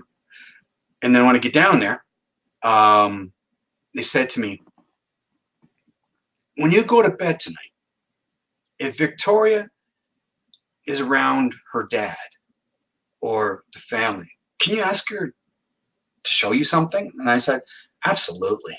So we drive an hour and a half back home. So I'm going back and forth to Woodstock, right, where I live, right? So I come home. I'm frustrated. I'm frustrated. So I'm sitting there. My wife's getting in bed, and I just blurted it out like I did with the Cano case we get into. And I said, give me his name. And he gave me the murderer's name. I said to Victoria, I said, show me something, Victoria. Just show me you're here. And all you hear is knock, knock, knock, knock 5 times, little hand on the wall. My wife goes, what was that? She pulls the cover over her head, right? And I said, that's Victoria. That's Victoria. I said, Victoria, show me something that you're around your dad that he'll know and the family will know. And then I see this hat that a woman's wearing with a stuffed fox head on top, right? I'm thinking, all right, whatever. So I'm drawing and then put it down. That's it. It's cold, gone. That's how it is with me. It shuts off, right? So the next day I'm on the phone to, and I send it all over to Rebecca and the family. I'm on the phone and I said, Rebecca, this is what was shown to me last night. What happened? And I said, show me a hat where the woman was wearing with a stuffed fox head on top. And all you hear everybody going, oh, she just bought him that hat yesterday. Fox Racing. And then what's that? And I don't follow racing cars and stuff. I'm not right. And what it is it's actual fox head on a hat. And I was like, holy crap, that's what she's showing me. So that's your answer, right? This is proof for you that she's there. Yeah. It's solidification for them. And then after the guy's trial, the girl admitted, and after the guy's trial, which they got arrested, thank God, and everything. I'm bringing everybody fast forward through all the murky crap. So we get to the balloon release. We're down there, we release the balloons, hundreds of balloons. Victoria's purple color, she loved purple, and it's flying through the air and everything, and the town's out and everything, right? And then I come home. My children are sitting on the floor. My wife's on the couch, and the TV's on. I'm sitting on the couch, and all of a sudden, I just sit up like this, and I look, and I just put my arms out, and I'm hugging Victoria. And my family's looking at me like I'm crazy, but I'm hugging Victoria. And it's her. Oh, and she handed me a flower, and she had butterflies around her. So then again, I call up, and it's written in the book, and I got Grandma, who writes me all the time. This family's adopted me. And, you know, I love them. I love any family. And I tell them the story again. So it's more closure for them, because found guilty in jail, and she's released, right? She's gone. And the thank you. That was a thank you. Yeah. And I'd like to circle back to the one thing, though, about that case is that the fact that you did see it before it happened, that's got to be tough.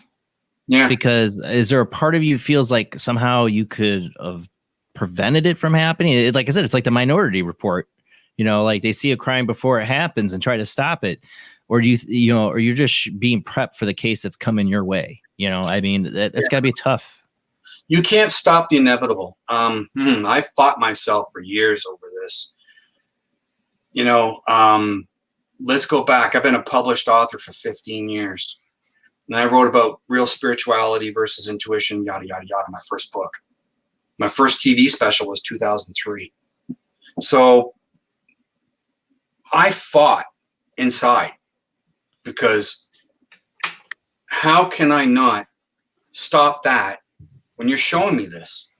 Why? Right? And it's very frustrating. It's like the Cesar Cano case. Again, I'm seeing everything before he's murdered. And I'm going, oh my gosh, because they called me up. It was the day before Canada Day. And they said, little boy in Louisville, Kentucky gone missing. You know, they sent me his photograph, right? So I get his photograph. That's all I got, right? Detectives waiting. NBC News down there is waiting. They want a copy of everything I send to the detective and everything. Fine. You know, it's all good because it gets out and they get to find the child. Right. That's all that's important. Right. Yeah. So, and I will tell people first, though, in the beginning when they called me as Canada, I said no. I never say no. And I said no. And then when I turn around and leave the room, you know, there's a funny feeling in my heart because I don't say no. And there's my wife standing in the doorway and she goes, no, the people in the backyard can wait. You go back and call them and do the right thing. So I did. I called them back up and I sat an hour and maybe even more in my office screaming and yelling and doing my thing. And I get all this stuff and I'm putting down stadium lights, right? And the diagram's on my website, again, under murder cases, folks, RobbieThomas.net. I'm putting stadium lights off. That night was the only time in a very long time they shut those lights off. So he's giving particulars, or spirit is, of where he is. And then I see orange flags, men with vests, construction. If you stood on the murderer's front porch, they were working on the road right in front of his house, only that section. Then as John, stadium, So I put John. If you look through the clearing of where the murderer was Papa John Stadium. It was right there. Right. Right through the tree line, right there. So then I'm getting all this, and I'm going, wow, this is all going down. And repeat offender of 2 young men or 2 young boys. Well, he was a sexual predator and a repeat offender of 2 young men before he murdered Caesar. So the police have all this tangible evidence, and now it's narrowing down, and they know who it is, right? But that's after I give them the evidence. All of a sudden, there's a break. I'm thinking, oh, and this comes back to your thing, stop the inevitable. I'm thinking, why are you showing me all this? And I'm fighting myself, and I'm mad because now I feel him being killed. And he was murdered. He put him in the bathtub, held him down, and drowned him, and killed the young boy, right? So, fighting myself. Yeah, absolutely, all the time. And then I said, now I'm getting a different approach to it. It's not guides and spirits and people who are helping me. It's the kid. The boy. And I said, tell me his effing name. Just tell me. And he did. Cecil. So I wrote Cecil. I put it at the top, put an arrow down to the monster's head that I drew. All that went to NBC, went down to the detective, and sure enough, they go and knock on his door and say, did you see the little boy? It's like, why would you do that? And sure enough, well, we got him anyways. December 7th, Cecil Eugene New, arrested in 2007, in jail for life, never come out. We got to go to commercial break. That's a great place to stop because, a lot of people are like, why don't you just give them the name of the killer? Well, you have done that more than once. Because that's one of the things skeptics say, well, just give them the name of the killer if you're psychic, right? I'm sure you had cops say that to you too. Oh, yeah. And sometimes you do. Sometimes you do get a name. And it's I love that story. It's sad ending, but I love the power of it. All right, guys, we're going to go to commercial break. When we come back with our guest, Robbie Thomas, we will open up the phone lines. I'll give those phone numbers out when we come back. Call in. Tell us, have you had your own psychic experience? Or do you need advice from Robbie? Not a psychic reading, but advice. Or you want to learn how to contact Robbie or what to do? Call in tonight. We'll give those phone numbers out. All right, guys, we'll back after a short commercial break.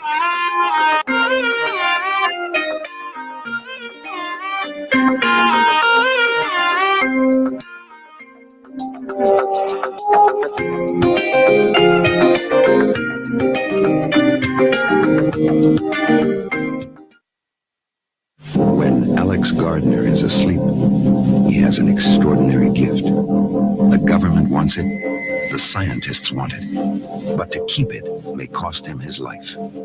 It might be better if Alex didn't sleep at all, but he cannot resist entering the dreamscape. Can you? See Dreamscape in the West End and all over London now. Certificate 15. It takes an extraordinary adventurer to enter the dreamscape. Knights of the road, here's your stallion. The car for freedom. The car for hot excitement. The car for a man who is alone against the elements. Matsu Thunder. The pride is back. It's the power of a compact. Looks small, but it's so big. Fuel injected. Inject me. My Matsu Thunder. On the toll road of life, you have to pay to prove you can. Live the emotion of an individual. The awesome power of nature distilled into one vehicle. Because after you get struck by lightning, there's thunder. The Maibatsu Thunder.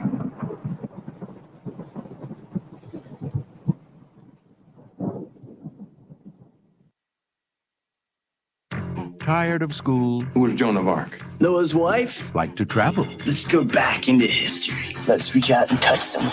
Want to meet people in the past? Put them in the Iron Maiden. Iron Maiden? Excellent! Execute them. Bogus. Then hitch a ride with George Carlin, Keanu Reeves, and Alex Winter in Bill and Ted's Excellent Adventure from Orion Pictures.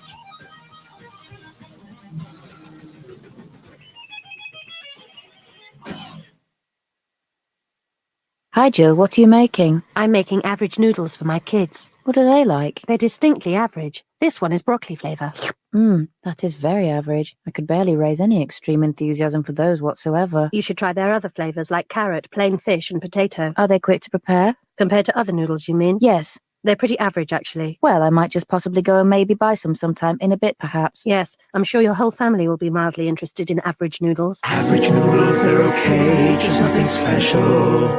Hi, Jill! What are you making? I'm making super noodles. For your kids? Stuff that. For me. What flavour are they? They're magnificent mild curry.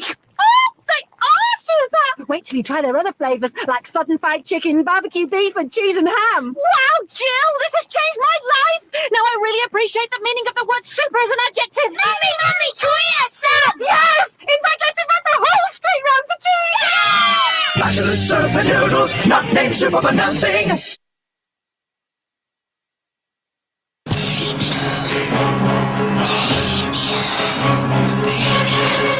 The first time was only a warning. Damien, Omen 2. Now showing at the Leicester Square Theatre. Certificate X. Available in paperback from Futura Books.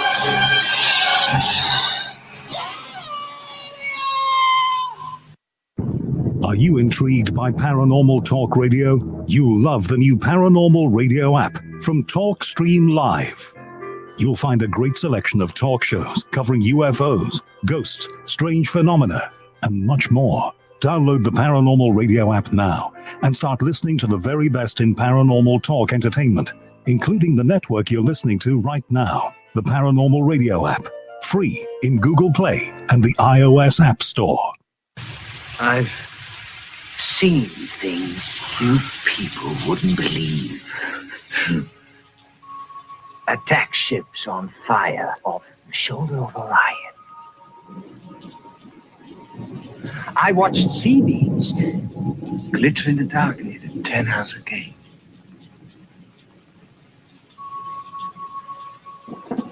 All those moments will be lost in time. Like tears in rain. Time to die.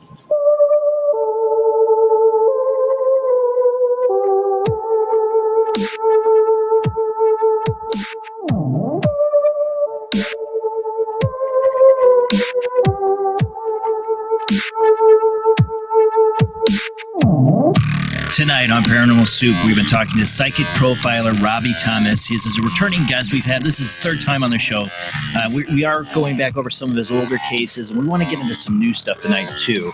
There's particularly one case I think we're going to get into here next that I've been dying to talk to Robbie about, a little kind of in my backyard here in Indiana. I want to get into that tonight, but we do want to take your phone calls. You can call into the show at several ways to do it. All the lines are open. You can call in at 219-230-4444. That's 219-230-4444. There's also 260-225-9419.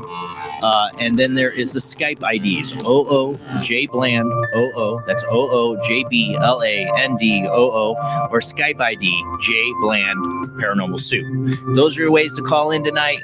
Just remember, if you call in, you'll probably hear us talking. Just wait till we call on you, because we got a lot we want to get to, but we will take your calls. And if I hang up on you, that's because the line's full. So just try calling back after the caller gets off. But we already got people trying to call in. We will get your calls. Just hang in there. But I want to get right back to our guest.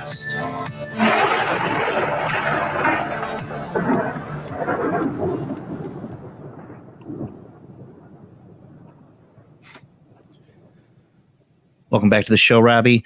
I do want to kind of get it. We do have somebody on hold. Just hang in there. But I do want to get it, if you're all right to talk about it. This is the Delphi murder case here in Indiana. So it happened back in February of 2017. Right? Yes. Of Abby and Liberty that were brutally murdered. And this case has gone unsolved. You last two times I've had you on, you weren't able to really talk about it. You said this time you might be able to tell us a little bit more and talk about a little bit of your involvement with that case. Absolutely. Well, prior to the show, we discussed this when the detective went on Ashley Banfield, and he said, I'd like to thank all law enforcement in America And he goes, that one guy in Canada. And I saw that. I go, that has to be Robbie. That was me. Yeah. I have to watch my P's and Q's on this one. I know. Okay.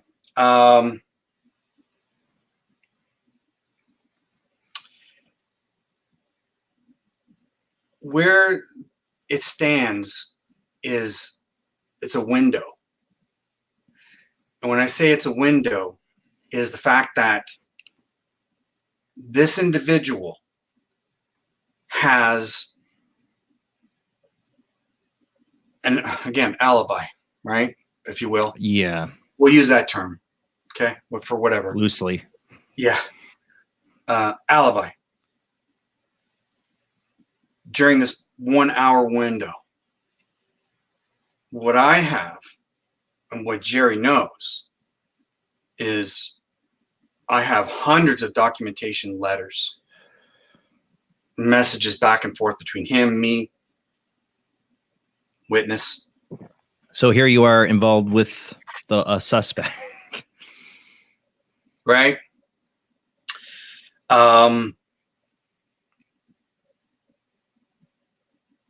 It was funny because when they put out that other drawing, and I'm talking to, and I'm not going to give names or anything, no, to witness, and witness says to me, "What the frick is that?" And I said, "I don't know." They changed up. For people that are not familiar with the Delphi murder case, it was a year later. They just kind of changed gears, and they had this one picture everybody had seen, and a number of different suspects came up because of this picture. People would like, "Oh, look at that guy. He looks like that picture." And then they just changed gears and released this new picture. It's totally different than that picture, or even looks like the guy. There's a video of a guy walking down the railroad tracks. And the first picture looks like that could be the guy walking down the railroad tracks. The second picture does not. No.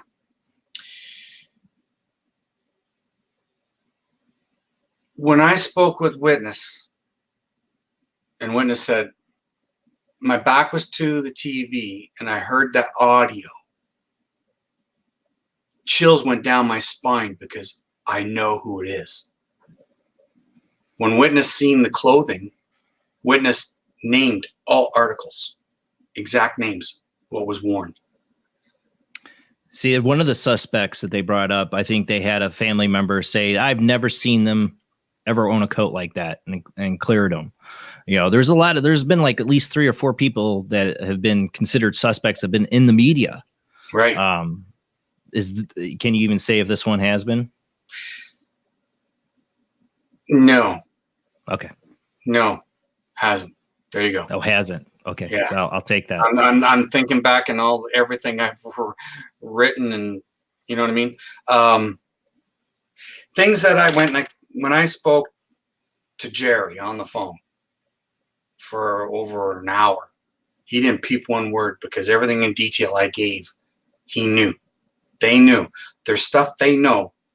You and Right. James say and Rob and everybody else, Sally and whatever else, don't know. When I announced all these different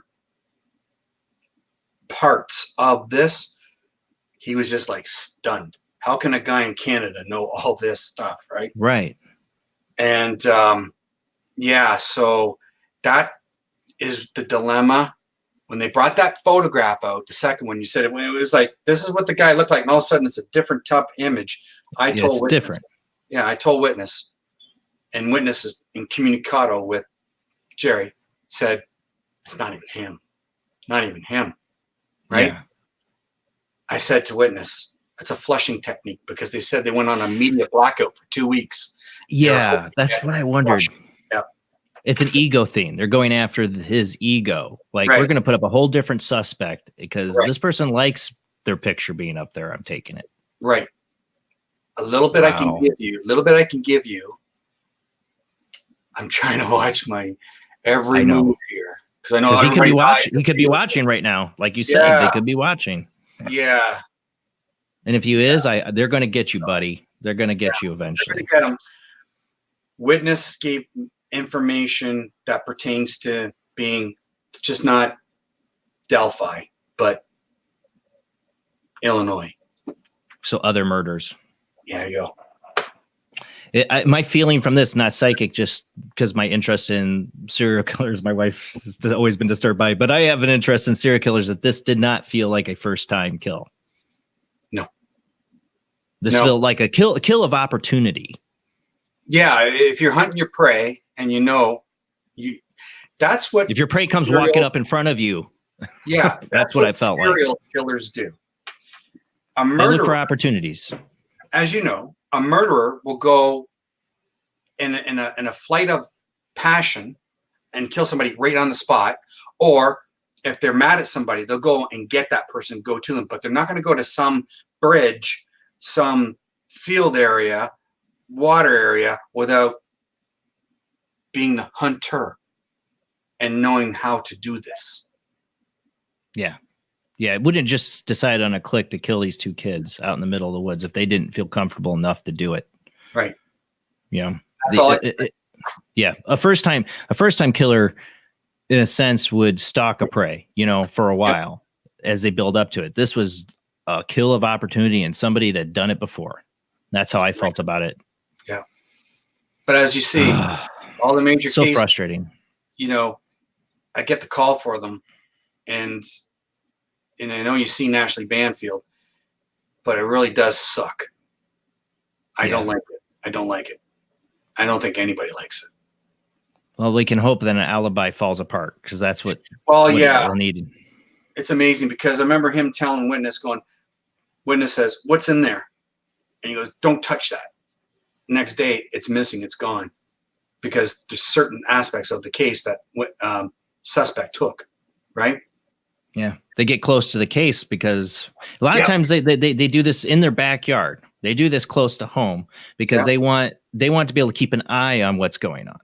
A lot of murderers will put a body not far from their eye view because one, they like to relive it, and two, they like to keep an eye on it.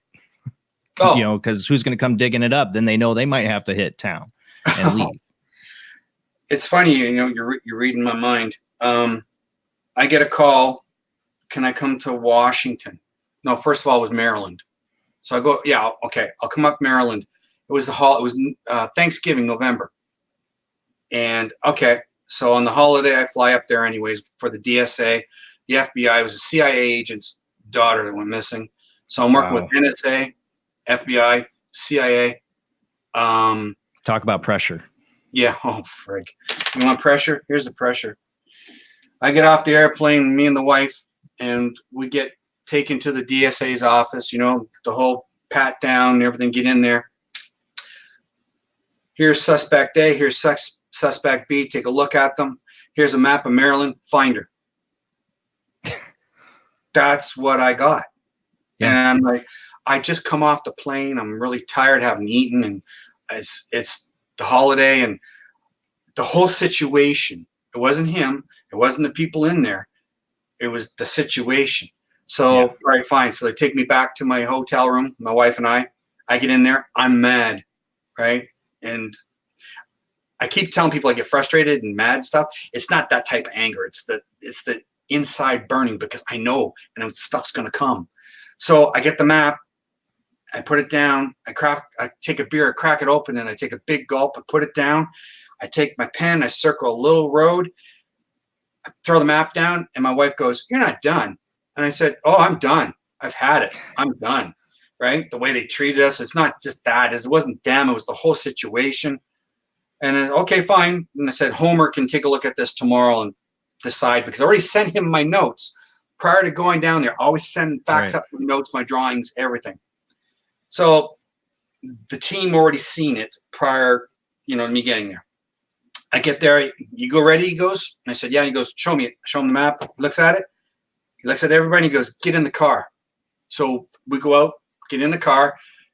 And I've done this for 30 years. And I've known that when they do this, it's just tacky how they do it. But when a new cop they're going to take you a bunch of places that are not the place. Yeah. Is this the place? Is this the place? And I'm going, Homer, stop. I said, what I sent you and I showed you, that's the spot. He pulls the car out and goes, get out of the car. I get out of the car and he sits on his car like this.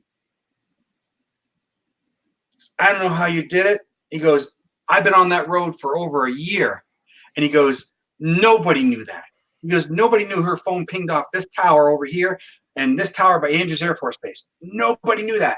He goes, I don't know how you knew it. And he goes, you drew the road, you said garbage and the windingness and everything. He goes, that's exactly the road we're working on. 5 minutes from the murderer's home, as you said, right? 5 minutes.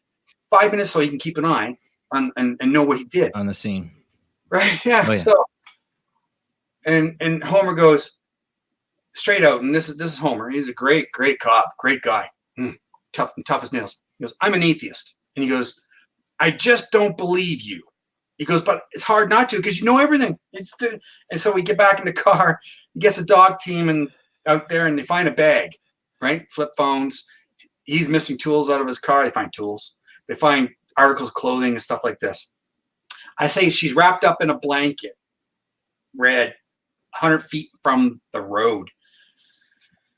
So we didn't find anything. Come home, year to the very day, there's a phone call, right? You found her exactly where you said she would be, wrapped in a blanket, red, of all things, just right where she was. And oh, good, but we have to wait for dental records. She's decayed and, we have to wait, right? I said, okay. So waited, 2 weeks come by, get the phone call. Rob, you found somebody else's baby. I found somebody else's murdered baby. Right, I remember this. I go, what? Oh, my gosh. Bring you back to Maryland now. Prior to me and my wife leaving, up in Washington, they know I was there. So when they find out I'm in town or close by or anything, they always say, can we borrow him? So then that's what happened over the radio. We're heading back to the hotel to leave. And Homer gets a call and goes, yeah, we know he's in town. Can you run him up to Washington? We want to borrow him, right? In a very high profile case. Homer looks at me and I look at the wife. We said, yeah, okay, fine. So we drive through another hour or so, whatever, to get to where we're supposed to go. And it was like watching the movie set of E.T. It was like $1 million homes all around. And we're pulling in and we're coming around this cul-de-sac area and there's like diggers and there's cars and police cruisers and everything all over the place, right? I get out and I go meet these guys and they're all like glum. They're just like, they've had it. And the old guy's been on this case since 1991. In 1986, this biker shot, stabbed, had sex with his girlfriend, put her in a red sleeping bag, and buried her. Jeez. Right? He thought she turned snitch. He's in jail. He's made a list of all the guys in the gang that check marks he's going to get when he gets out. He's going to bump off, and they turned state's evidence. So he's got the names. Got to keep him in jail. How? Got to find a body. Right. Got to have the evidence. Can we borrow Rob? Now have somebody down. Get down there, and I said to John, the older fellow who's been on it since 1991, got any aerial photos? Because I'm looking at the topography of the land and everything, right? And he said, well, his trailer would have been there. His sister's trailer would have been over there, which is about maybe 50 yards away, half a football field, maybe a little bit more. And the creek was over this way. So the young guy takes off to the car, comes back with an envelope full of photographs from 1986 time and black and white. So I'm looking at them and I took one and I just turned it like about like this much, right? Just to line it all up. I said, follow the topography of the land. His trailer's here. And he said exactly what you said. I'm sure I can say this word. He goes, I want to see the bitch every day.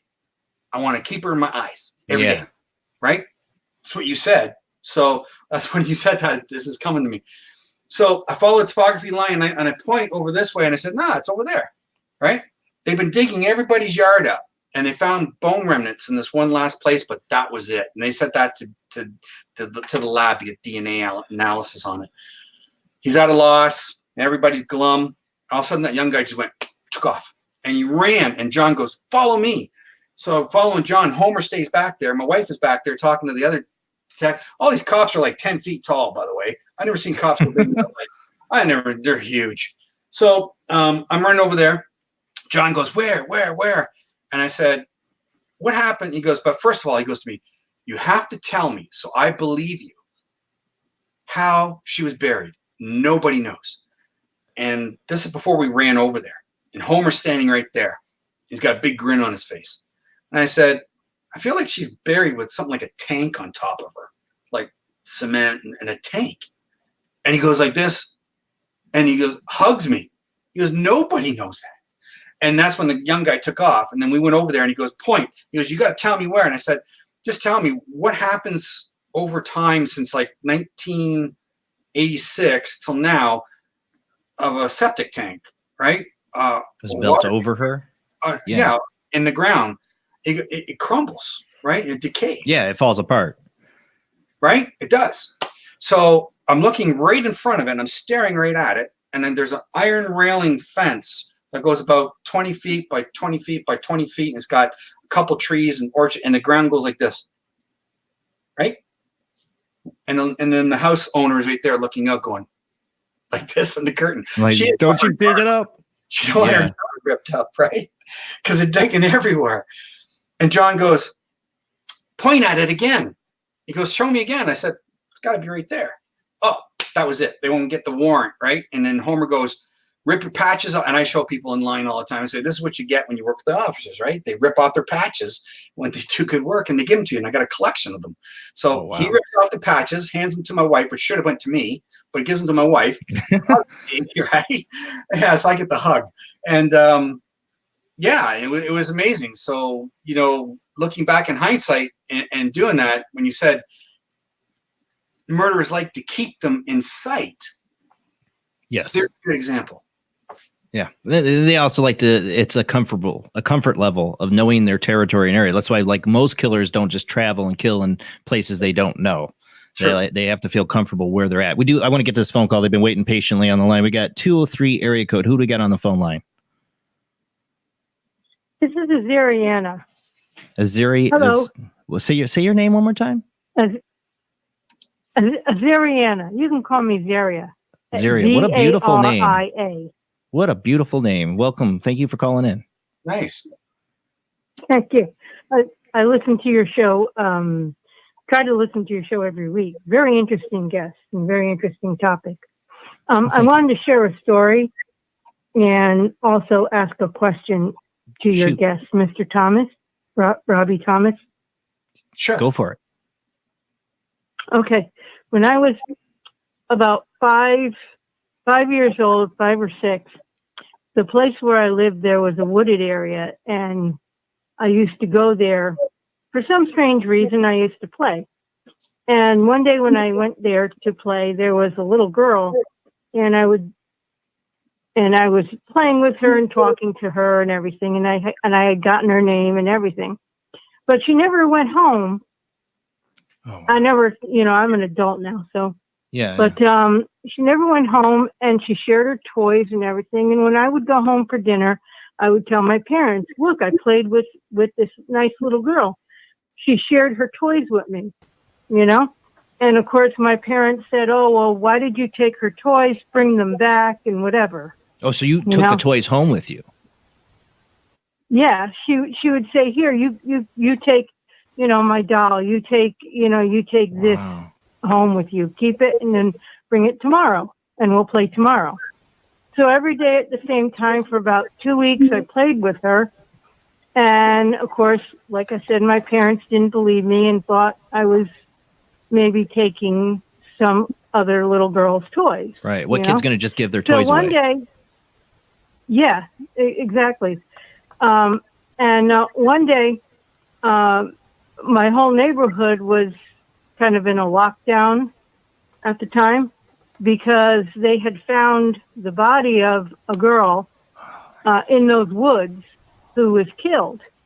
Oh. And me not knowing anything because, it was the 60s and, it was it's not as publicized on radio and TV like now. And so we were always, I was trying to say sheltered, but maybe that's the wrong word. Well, there wasn't an awakening we have now, or a little more acceptance that we have now of psychic ability. Right. But I never, no one ever said anything. And I looked it up years later, And sure enough, it was validated. I found the little girl's name, where she was found, what happened to her, and things like that. So it kind of scared me. Well, yeah. But I didn't know how to handle it then, because when I had realized what I was doing at the time, at 5 years old. So Right. that was my question to your guest. Now I'm an adult and I have certain gifts and I do things I kind of help people and have certain things that I do to for spirit and for tragic accidents and things like that. I was wondering, how do I kind of not keep it in me, because I have a hard time with that. Right. I always tell everybody, I used to have forums in the 90s, and there's a lot of folks that follow me since the 90s, before MSN and all that. And I still tell them today, which I'll tell you, when you pray to God, you just ask to take that from you, because it's not your burden. It's not your burden. You have to learn to let go. And if you're hanging on to something that's burdensome of you, you got to learn to forgive yourself for doing that. Don't be hard on yourself. It's not of you. So I always used to tell people, either write it out in a journal form, and at the end of your what you've just explained, if you wrote that all out in a journal, it took a page or two, and you put down your thoughts and feelings, and at the end of it, you say, I'm releasing this because it's not for me. It's not for me to hang on as a burden, and say a prayer and pray more every day. You'll see the enlightenment of yourself. That's for you. When you hang on to things in life, it becomes very tight. It's just not in this instance that you have, but it's for other people as well. So just whatever they have going on in their lives and you're helping them, you've done your deed. You're done. You don't have to hang on to it anymore. It's not a pressure point, and it's not a place where you have to have your involvement continuously. You understand? Yes, I do. Yes, I do. They do. Well, thank you very much. I will try that. Try that. And thank you so much for calling. It was a incredible story. Especially, did you ever? I wonder, did you ever see a picture of that girl? I know it was the '60s, but did you ever find a picture of her and go, "That was the little girl I saw"?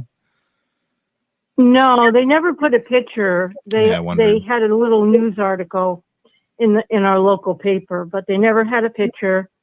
And I guess for the family, maybe, Right. And but maybe there was at the time, a predator around, even in. Well, the that's what I 60s say. Did you find out, how long had she been buried there? She was there for about. Well, I saw her. Well, I was there with her for 2 weeks. She was there for 2 weeks before that I met her. Wow. So it was fresh, and her spirit was reaching out to you, which would do to a child who can see. I had that experience at a young age of seeing my half sister my mom had miscarried. And it's incredible what children can see, but your gift is developed over the years. And do you see spirits now? Yeah. That's incredible. Yes, I do. Thank you so much for sharing and calling in. It was incredible to get to hear your experience. Thank you. You have a great night. You too. You too. Bye-bye. Yeah, you wonder, some people, how this develops for them. They have these experiences like I had throughout my childhood. She had, you had,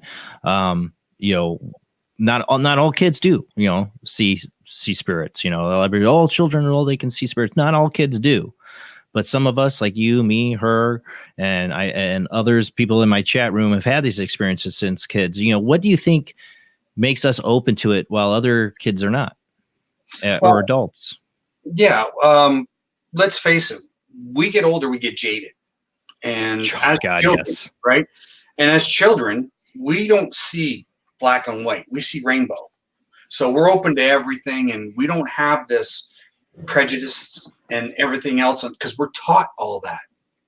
And that's conditioned. The truth. Yeah. We're conditioned. Yeah. Good word.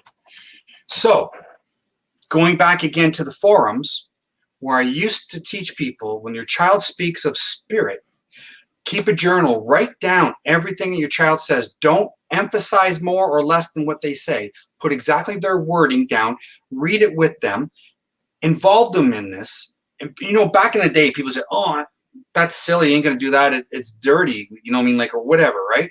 It's wrong. It's not wrong. Just don't talk to spirits, kid. Shut up. Yeah, right. Right.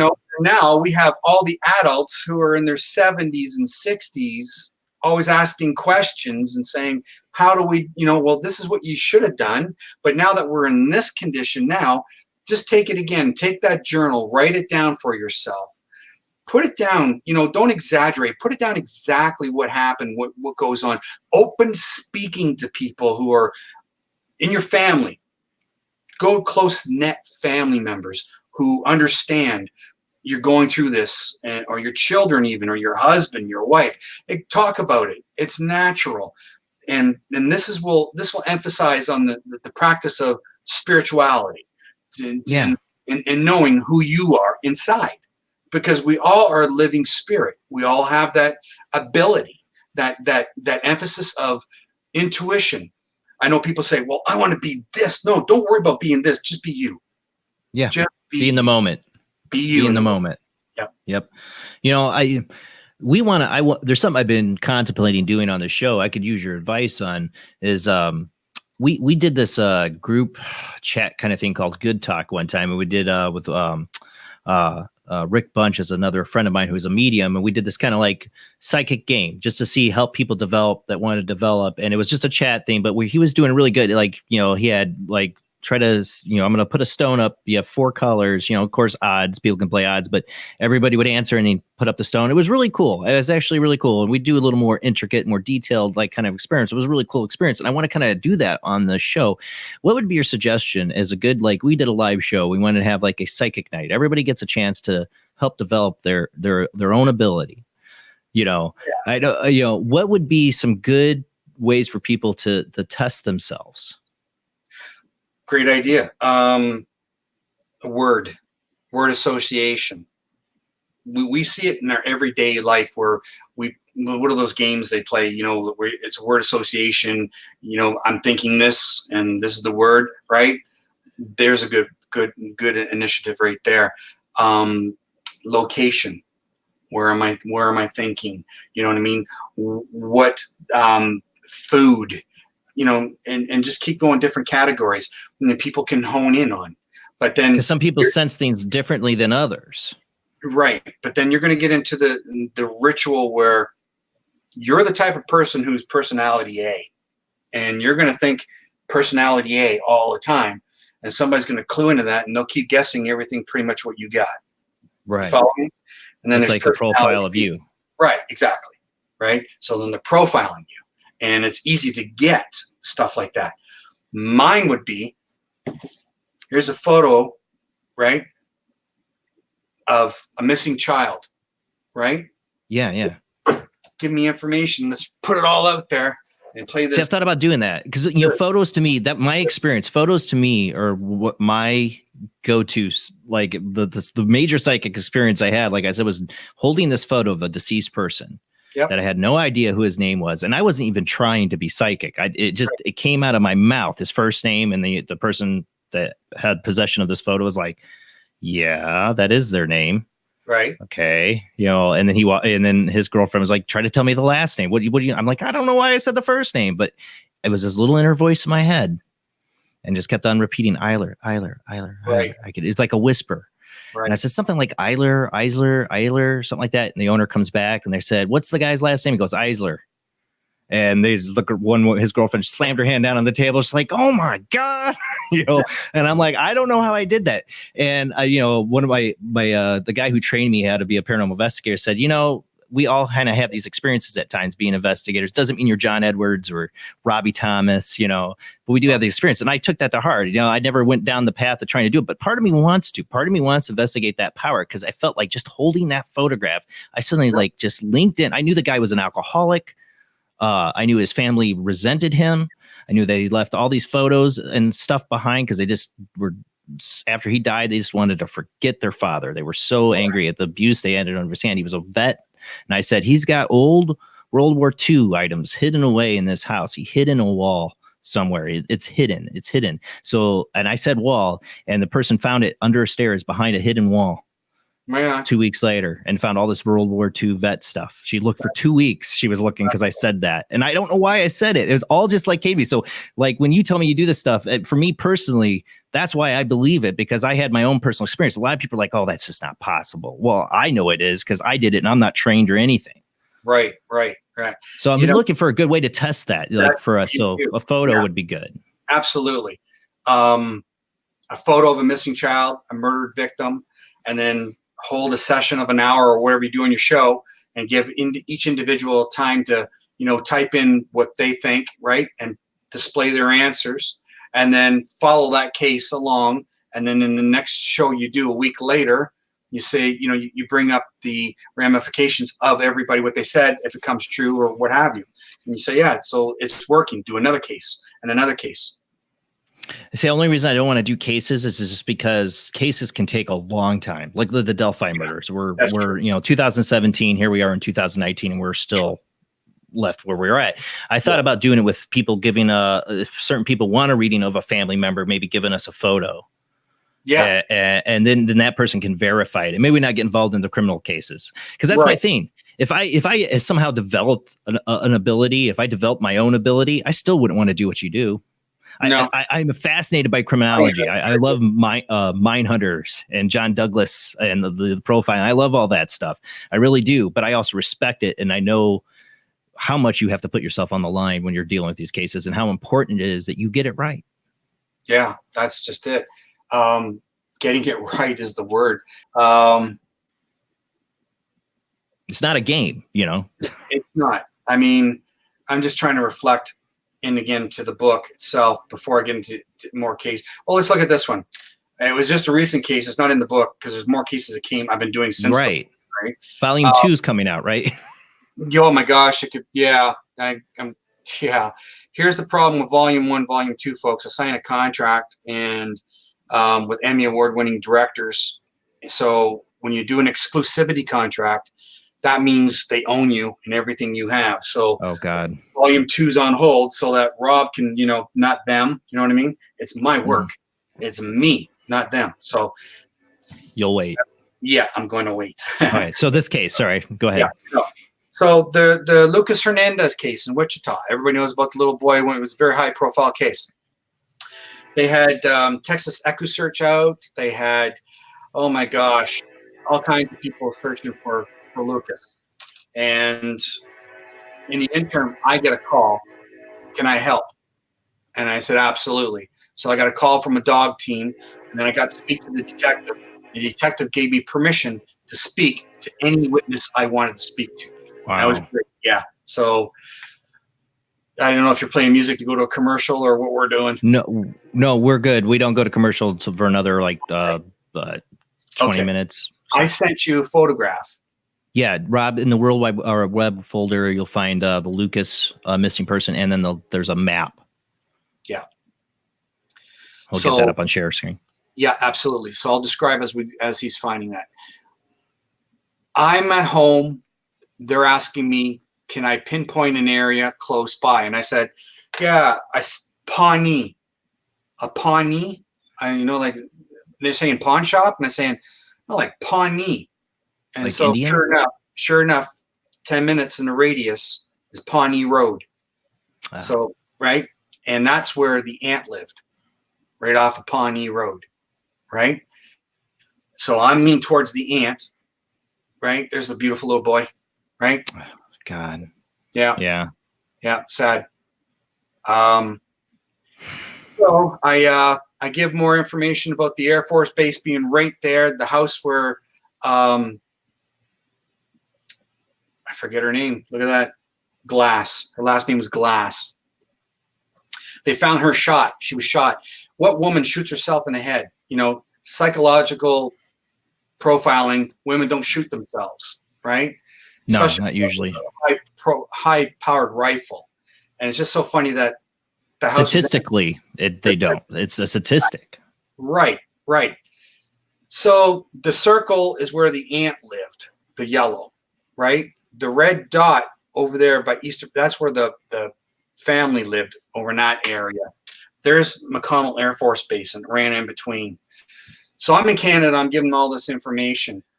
And I said, I need to talk to the neighbor. So I got a chance to talk to the neighbor. The neighbor said, I don't know why she washed that washer machine every day with bleach. And people can remember they found poor Lucas's hair was like bleached, but they found him in a culvert area, right? His hair was bleached, right? Well, she was washing the washer machine with bleach every day, and they only were there a week. They moved into this joint. So I'm talking to the neighbor, and I'm going, that's really strange, isn't it? She goes, yeah. And then, so witness number one, who got pulled into the station because he said he was with Glass, and Glass wanted to throw garbage away, and he was the man to throw the garbage away. So they're talking to him. They can only hold him for 48 hours. They had to let him go. They let him go. As soon as he walked out of that police station and didn't get very far, he got killed, right? They killed the suspect. Oh, my God. Yeah, a lot of people don't know this. So they killed their suspect. Wow, great. I'm sorry, witness. They killed her. Yeah. Great. So what now? So the aunt. I'm going after the aunt. She's willing to talk left and right. The dog teams are up there searching in the area, looking for clues and everything. We got right down onto it. And all of a sudden there's cars going by watching the dog teams. And they're calling me, Rob, we're being followed. We're being followed. And, you know, oh my God, threatened and everything. So we got to call this off. Okay, so they do. Laura, she had a great dog team. So Laura, get back. Then all of a sudden the aunt disappears, right? She doesn't want to talk. 1 minute she wants to tell everything. The next minute we can't get her.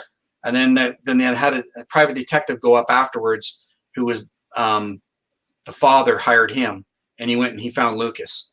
It was getting too steamy, too tied.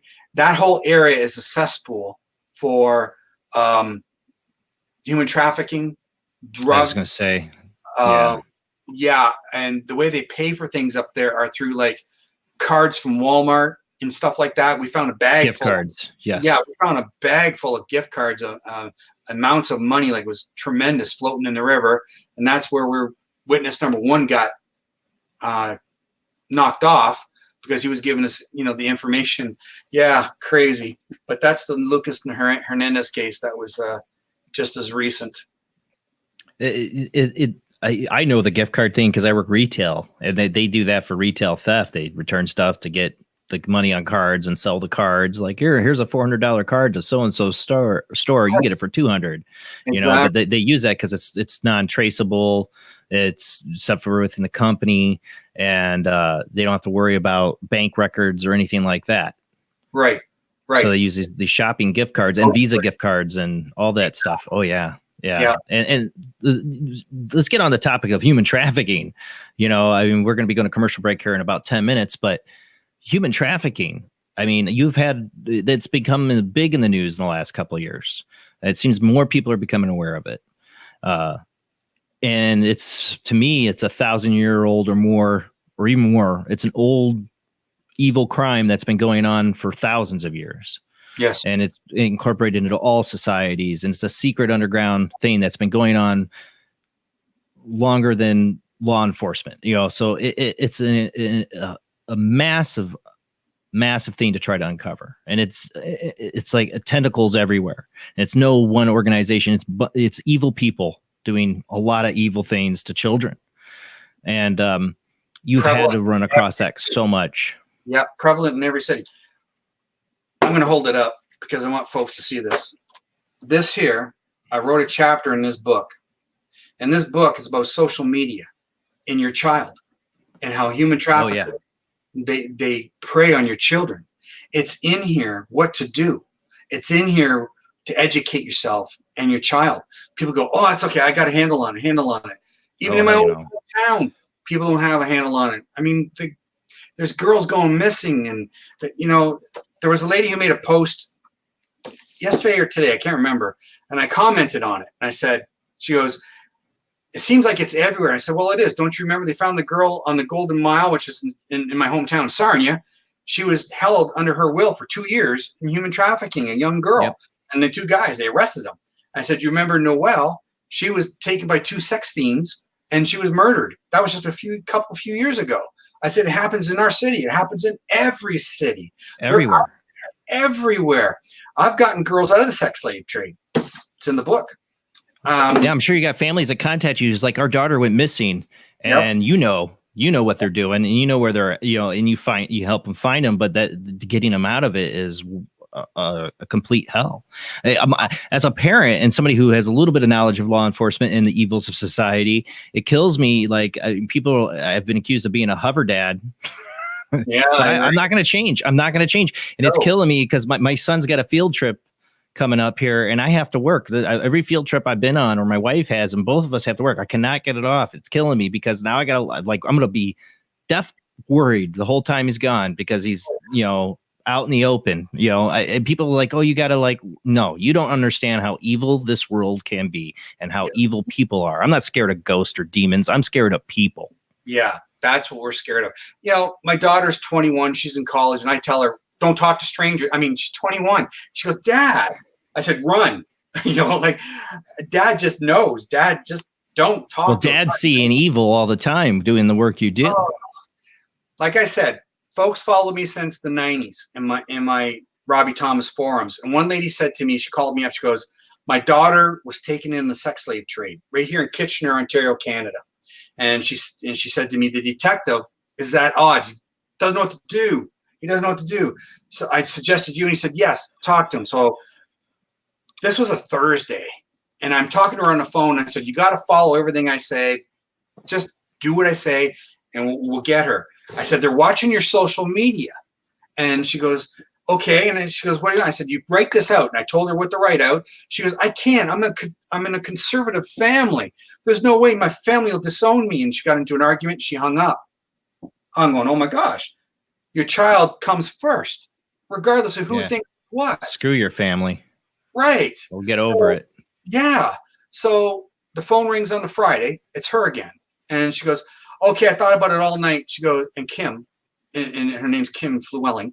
And she says, I'm going to listen to you and do what you say. So she did. She put it up there. And sure enough, they were watching her social media. They let her daughter go. And she had her daughter home on the Sunday walking up the driveway. And she thanks me. And she says right there in the letter, she goes, and he brought my daughter home, and in capital letters, alive. Otherwise. Yeah, exactly. Because most of the time, that's not what, happens.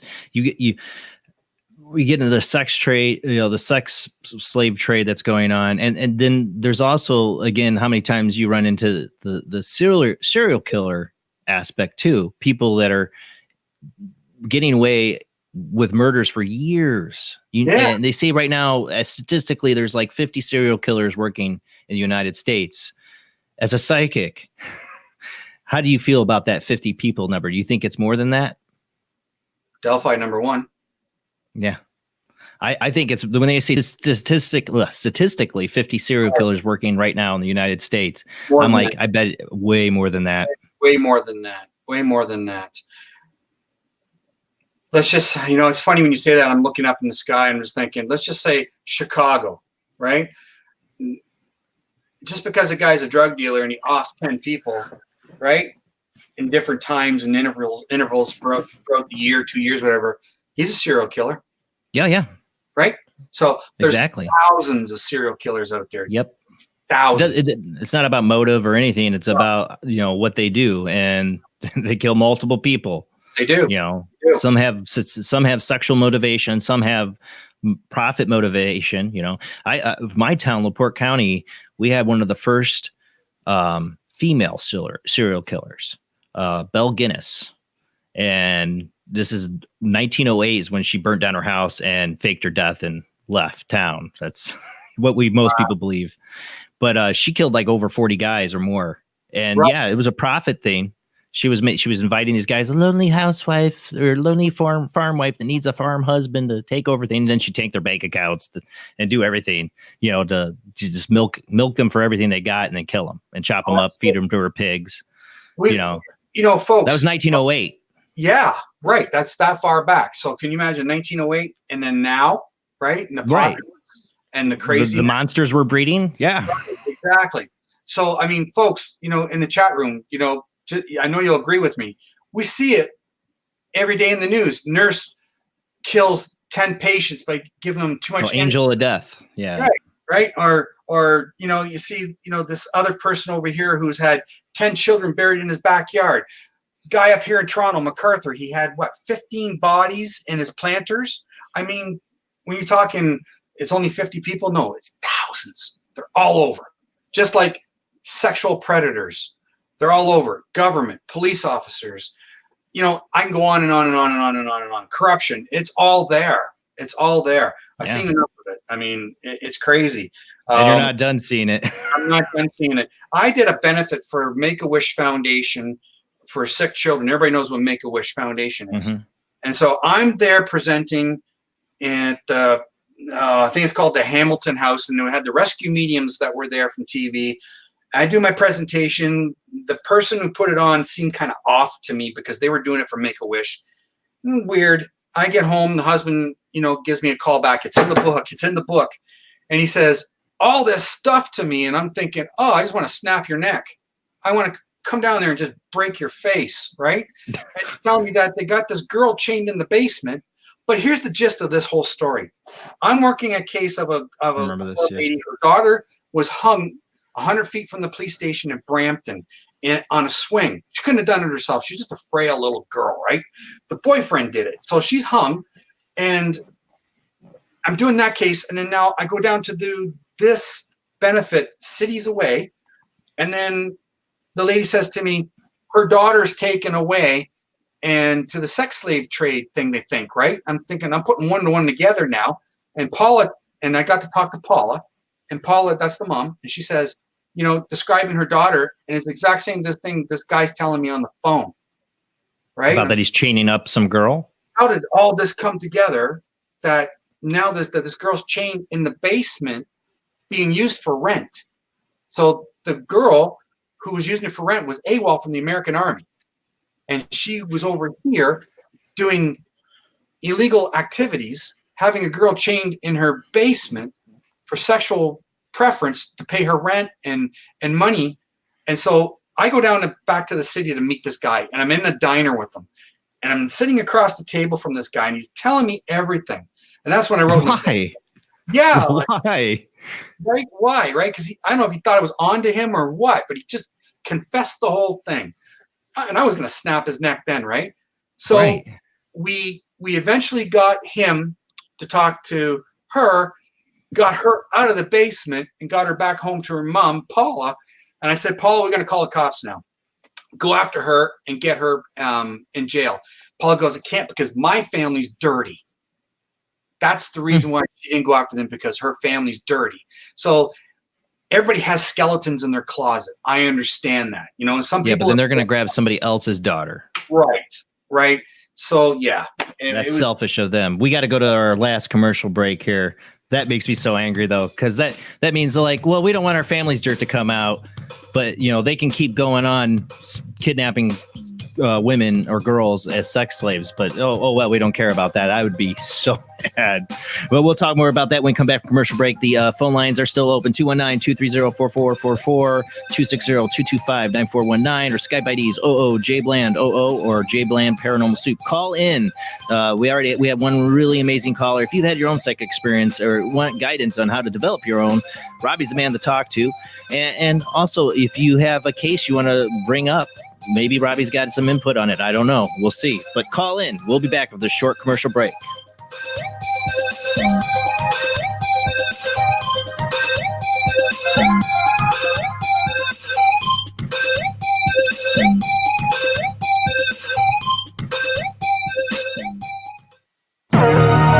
Intercepted a transmission of unknown origin. Transmission? Out here? SOS. Human. Unknown. Alien. Certificate X. Exclusive engagement at the Odeon Leicester Square. Now. Any systematized transmission indicating a possible intelligent origin must be investigated. In space, no one can hear you scream. This is an APAC studio presentation. Hi, I'm Barry, owner-operator of Barry's Barometer Barn. Lately, I bet you've been lying awake at night asking yourself, how many barometers do I really need? Well, at Barry's Barometer Barn, we think you need more than one. Otherwise, we're going to go out of business. Remember, at Barry's Barometer Barn, we don't know the meaning of high-pressure sales. Come on, folks, buy another barometer. I'm trying to put my kids through college, I've got a family to support, and a secret mistress who isn't cheap. Visit Barry's Barometer Barn, 000 Storm Drive. Come on, folks, buy a barometer. I'm Barry's older brother, Larry, and every time one of you people walk past the store without coming in, Barry beats me.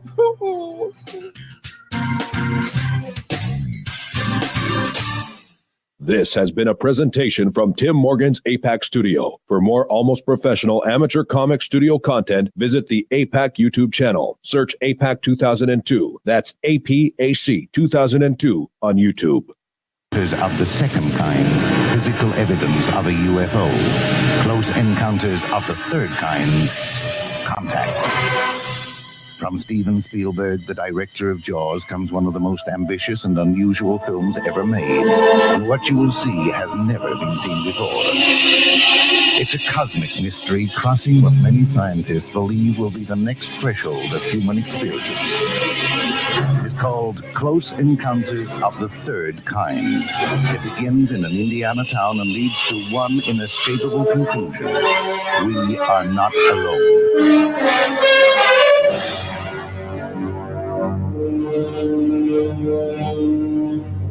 Close Encounters of the Third Kind, Certificate A, now showing at the Odeon Leicester Square.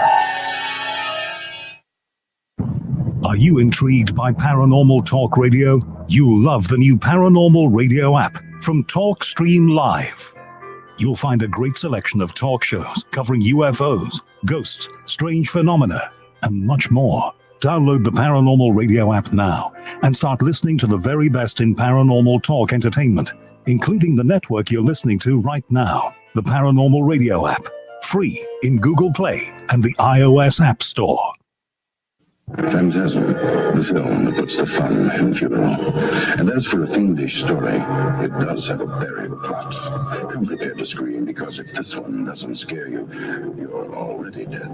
Phantasm from AFCO Embassy Pictures. Rated R under 17, not admitted without parent or guardian. Oh, midnight preview tonight, UA Westwood Theater.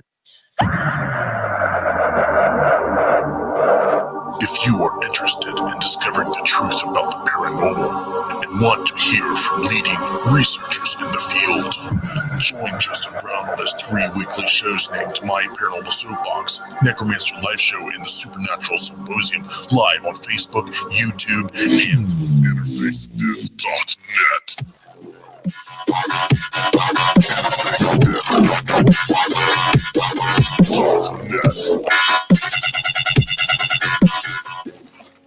Heat 'em up. Do, re, be gone.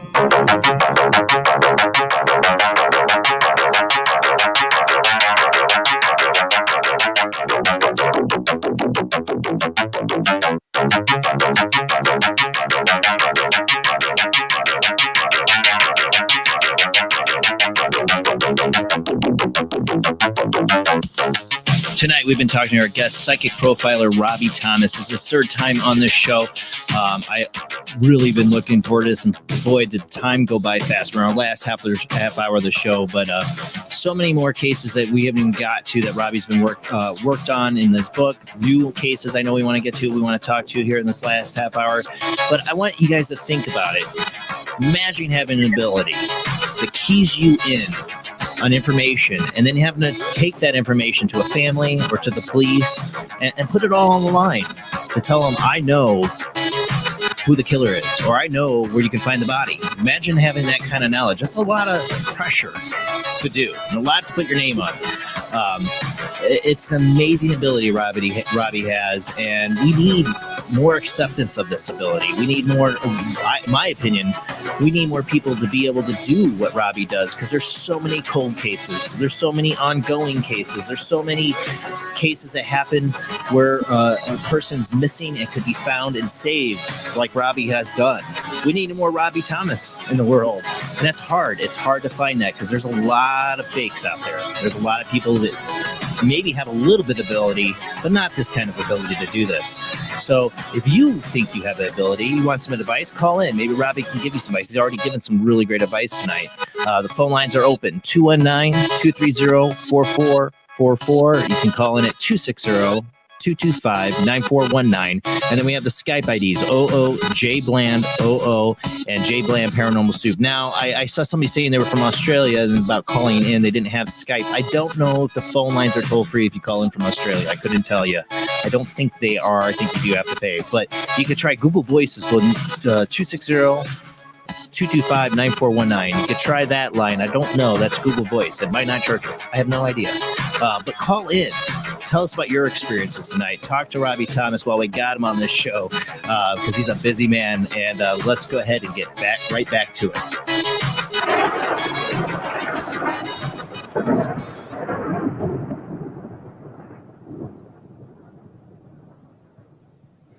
Thank you for sticking around with us this late at night, Robbie. Speaking of how you being a busy man, how many cases do you think you handle in just a week?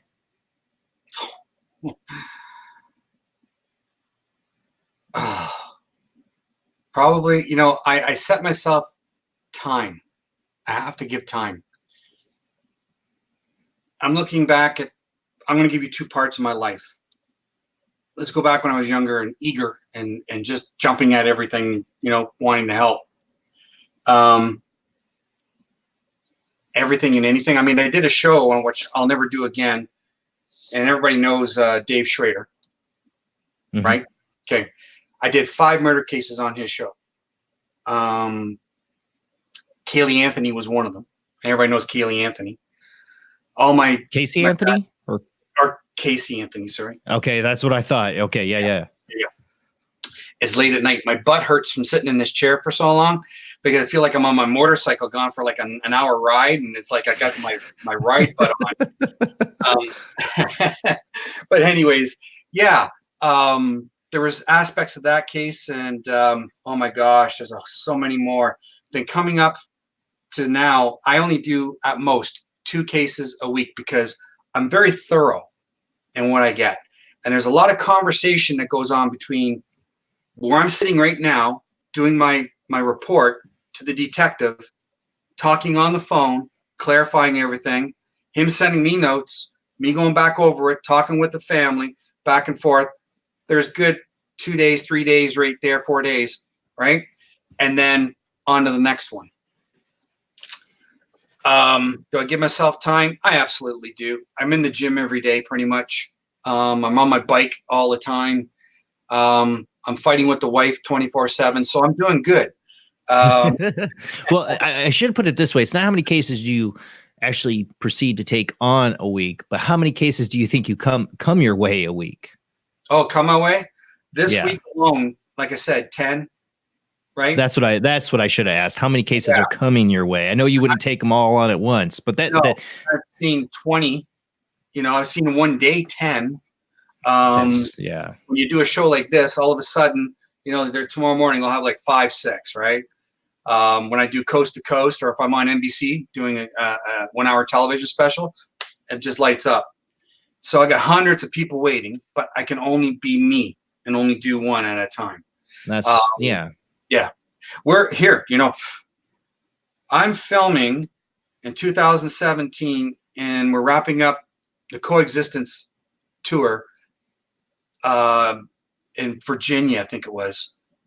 And I get a text message from a lady in my hometown, right? And again, you're saying put your name on the line, right? And I'm saying, I'm filming. We're doing a TV series. I'm you know, I can't leave here. I just landed. And she goes, oh, well, they've pronounced him brain dead. They're going to unplug him, and they're going to kill Bill. And tell the neurologist, will they please wait till Tuesday? You know, if I can get done Friday, Saturday, Sunday, drive home Monday, be there Tuesday, I'll do that for you. Well, didn't they agree? It was like, shocked all the shit. I mean, right on. We're talking neurologists, right? The ICU. So we filmed, and we ended up filming done on Sunday. And so me and the wife jumped in the car and drove 12 hours straight back to Canada. Nonstop, late at night, the next day, which would be Tuesday morning, I believe. I'm at the ICU, and I meet Julie. And Julie's been on different major shows and talked about this, and she wrote the letter in the book and whatever. There was Bill. I never seen a man so plugged in with things out of every orifice and the machines keeping him alive and him just not there. So I take my hat off and I started to pray, and I asked God, I said, God, if he can hear me, have him talk to me, or somebody please tell me what's wrong with Bill. And there was about 2 minutes go by, and I heard, it's the wrong medicine.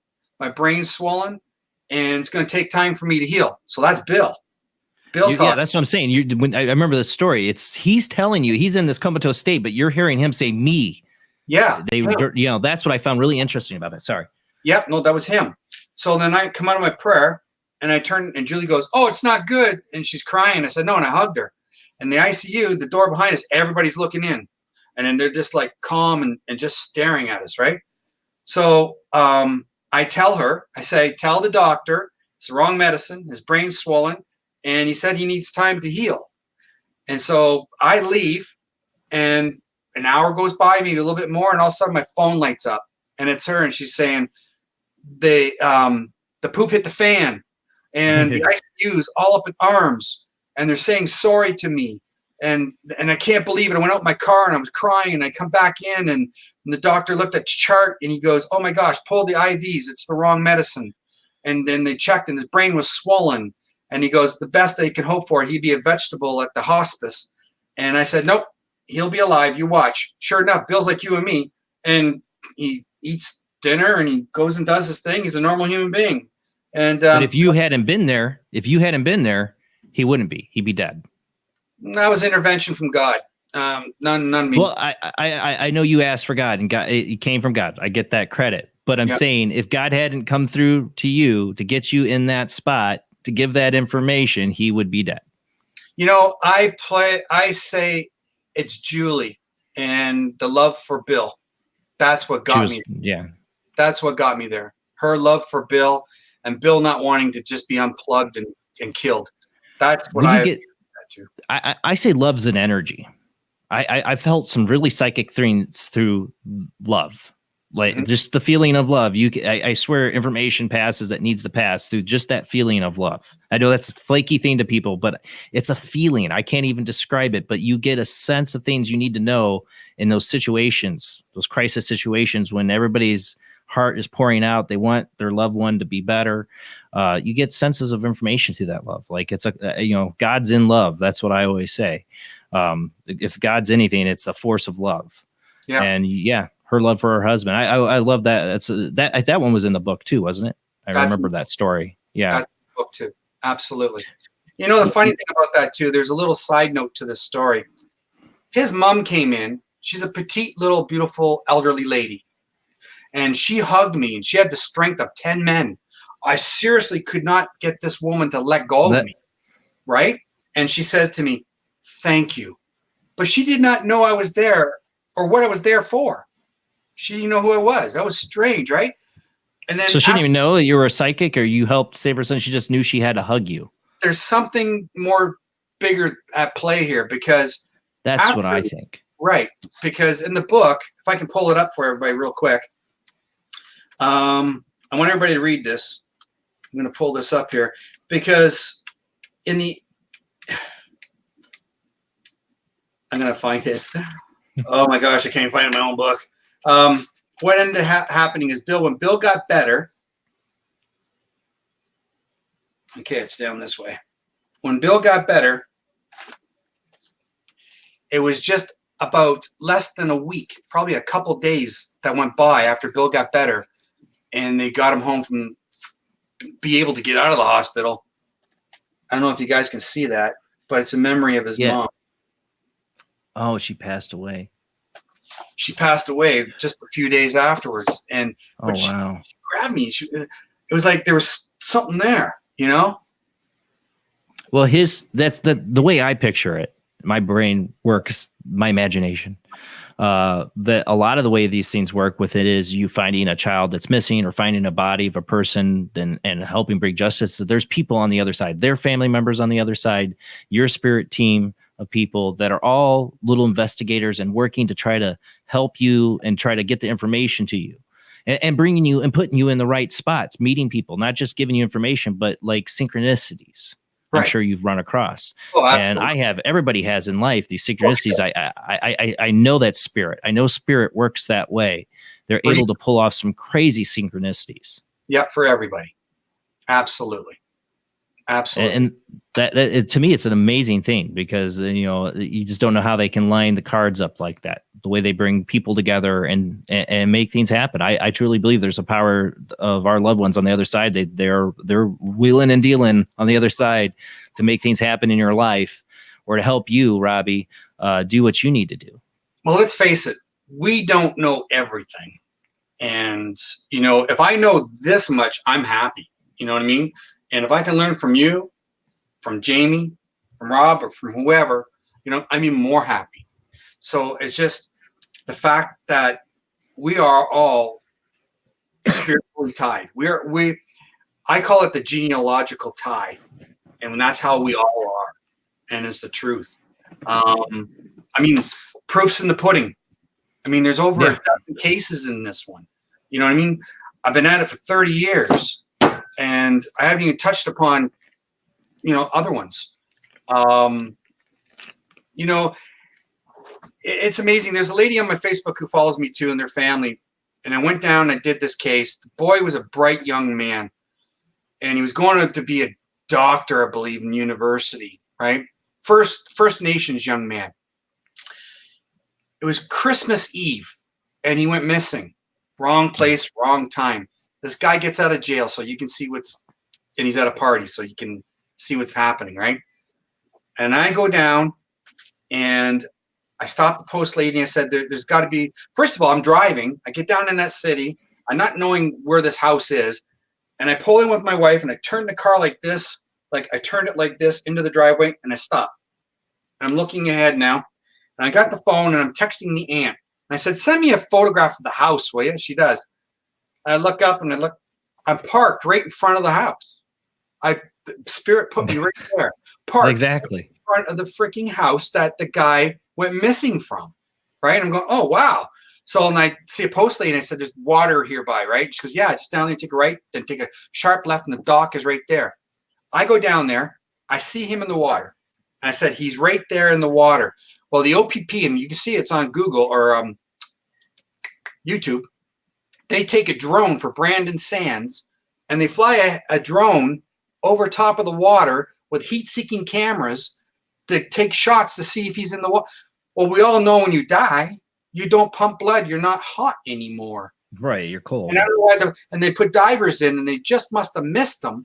So winter came, right? It's like it's Christmas time area, but we didn't have like a heavy snow or freeze. But in January, we do get it here, right? So then they have to wait till spring. The slow drift of the water in that river brought him 1,000 feet from where I said he was. And when the spring came, the gases in his body, he popped up. And that's where he was. Yeah. And when I left, I've never seen this in my life. And probably I don't know if anybody else has seen this in their life, because when I talked to the elders, I said every pole that had the telephone pole, telephone poles, all the way down out of from the city, outside the city, into the country, all the way down, had a hawk on it. There was a hawk on every pole. I've never seen that before. Yeah. Again, that synchronicity. Isn't it? Yeah. It was amazing. Yeah. There's some kind of. I'm talking 50, 60 hawks all lined up. Yeah, I believe it, and they do work through animals too. I just had it come up in speaking of field trips. Last year, I went on a field trip with my son, and he has a problem, sensory disorder, and we're at a noisy train station, and I didn't know what I was going to do, and he was melting down. And next thing you know, it gets his attention because he loves monster fights. There's this large praying mantis. And I was actually having some alien stuff going on with me at the time that had to do with the mantis thing. So that kind of was weird. There's this large praying mantis fighting this cardinal, and his grandmother who passed away. That was her thing. This between her and my wife was a cardinal. She used to call him Red. My wife would call him Red Jays, and it was a joke between them. And my wife has all this cardinal stuff that her grandmother would send her, and this cardinal's fighting this mantis. It was the perfect thing. It took my son's attention away from all the noise and everything. It calmed him down. He's like, "Wow, look at him fight!" And we filmed it. And I swear, I felt right then. I know it's flaky to people, but I felt right then that was his grandmother. Right. She did that because he was having a serious meltdown at that moment, and it's saved my butt. Oh yeah, that's good. Yeah. That's good. So I've always felt that the spirit can work in weird ways. You might not. A lot of people, I don't think will notice, but people that are in tune to it or believe in it, you notice these things. Yes, you do. Just even if it's a fragment of something, even a little bit smaller than that in the hawks, it means something. You know what I mean? They're always reaching out from the other side to let us know that we're here. I wrote a book. I've been a published author, like I said, for 15 years, right? So I think I got 10, 11, 12 books, something like that. I can't remember. But I wrote a book. Didn't you write a book? I wrote a book. Okay, I wrote a book. It's called Flying from Heaven, right? And in there, the Canadian government endorsed this book. Governments don't endorse psychics. Right, no. And I got endorsed by the Canadian government. They read part of it in Parliament. What happened was I tried to save a lady's life in the Azores because her spirit willed me. And at the time, the first Gulf War was happening, and America was flying sorties from Tracie Island in Portugal to the Gulf, right? Well, her island was Graciosa Island, which was only a 10-minute little jump over there to get medicine to save her life. I had the Portuguese government, the Canadian government, the White House, the Israelis, the Vatican. The whole story is in the book, and it's called Noelia's story. And the phone calls were coming in from all these different, which I mentioned.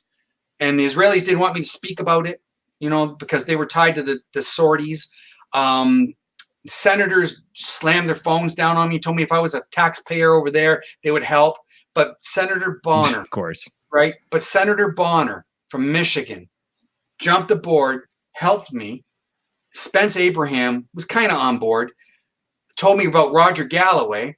I got a hold of Roger. They cut through the red tape, got visas, had the UN get a Hercules airplane that was going to land on the short runway. We had people donating money to get her over here. It spiraled into a great big life-saving story type thing, but it turned into a tearjerker, and that's in that book. So when you talk about synchronicities and how spirit reaches out every once in a while and touches us, she reached out, and then, like I say, a mustard seed can move that mountain. You just have to be able to do it. You just got to do it.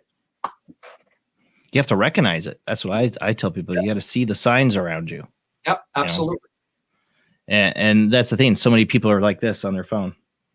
Yeah, I think we're seeing less and less of the signs. People are. It's so hard to get people to realize that because our attention's so somewhere else. There's Jamie on her phone. No, but she's texting. She's got a job. She's doing a job right now. She's in the chat room helping me. She's on there buying stuff off of eBay or something. No. She's in the chat room here. See, Jamie. I know. I see her. But I'm saying that she's on her cell phone. But yeah, that's what she's doing. But that's the thing. We are becoming. I feel like there's an awakening and acceptance. We were talking about with the caller earlier when she was 6 years old in the 60s. Nobody thought about psychics, or they would have, correlated the little girl that she saw. They blew it off. Yeah. Nowadays, there is more of an acceptance of psychics. I mean, you being able to work with law enforcement is a huge step in that direction. Yeah. But at the same time, as we are becoming more aware and open to it, we're becoming more closed off from those senses. I feel like. Here's a funny thing. I get a call from India, and the Philippine Sea and you have North Korea, and you have Iran and all that involved in that. And that's a whole mess. Yeah. Okay. I got a call from the Indian government, and there was 17 sailors missing, and the boat had a big hole blown into it. And there's nothing to hit in the Philippine seas that puts a hole in your boat that your vessel goes down, and all these sailors are now strewn in the water. And they wanted to take me down there and help them find the bodies of these. I kept all that documentation. Just one day I'll put that in a book as I'm not making light of it, but I mean to show you, look what I get called for. Like, this is crazy. Yeah. But you're going to fly to India for that? I mean, that's, I would never come home. My wife says, you ain't going anywhere. You know what I mean? The corner store is all you go. That's it. Yeah. Yeah. I mean, something like that, you get involved in international things, and then you're really talking about getting into some danger. Well, I am international. I mean, I go to where you are. You talked about a lady in Australia. I did a case there. The guy served 7 years for child molestation. We put him away. He got out. My U.S. Marshal friend red flagged him.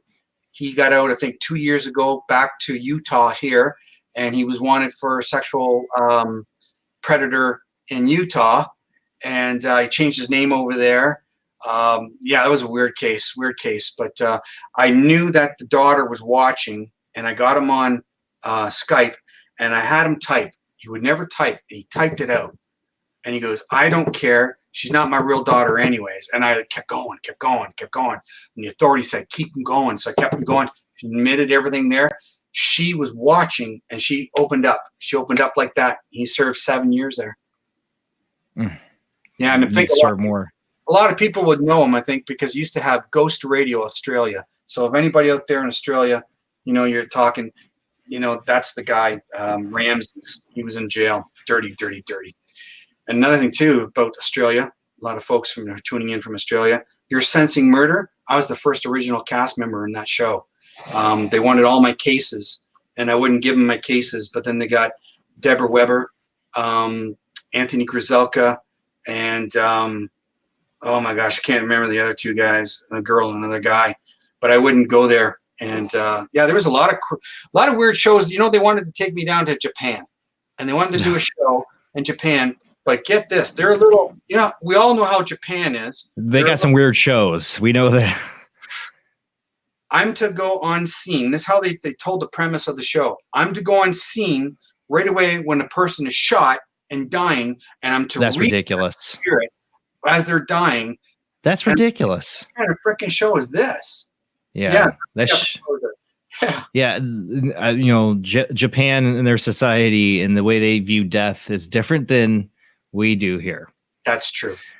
And that's part of the reason, but it boggles our mind how they would literally, if there's going to be the shows like they had in Running Man, Stephen King's Running Man or stuff like that, it's going to be in Japan first, because they already got shows like that remind me of Running Man. They are messed up.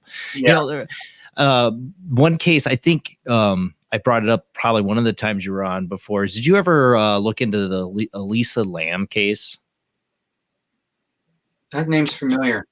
She was the one that they had the video footage of her in the elevator at the Cecil Hotel where Richard Ramirez, previous, serial killer, had also stayed at when he was killing people. And it's got a lot of bad history. It actually, American Horror Stories Haunted of the Hotel season was really based off of that.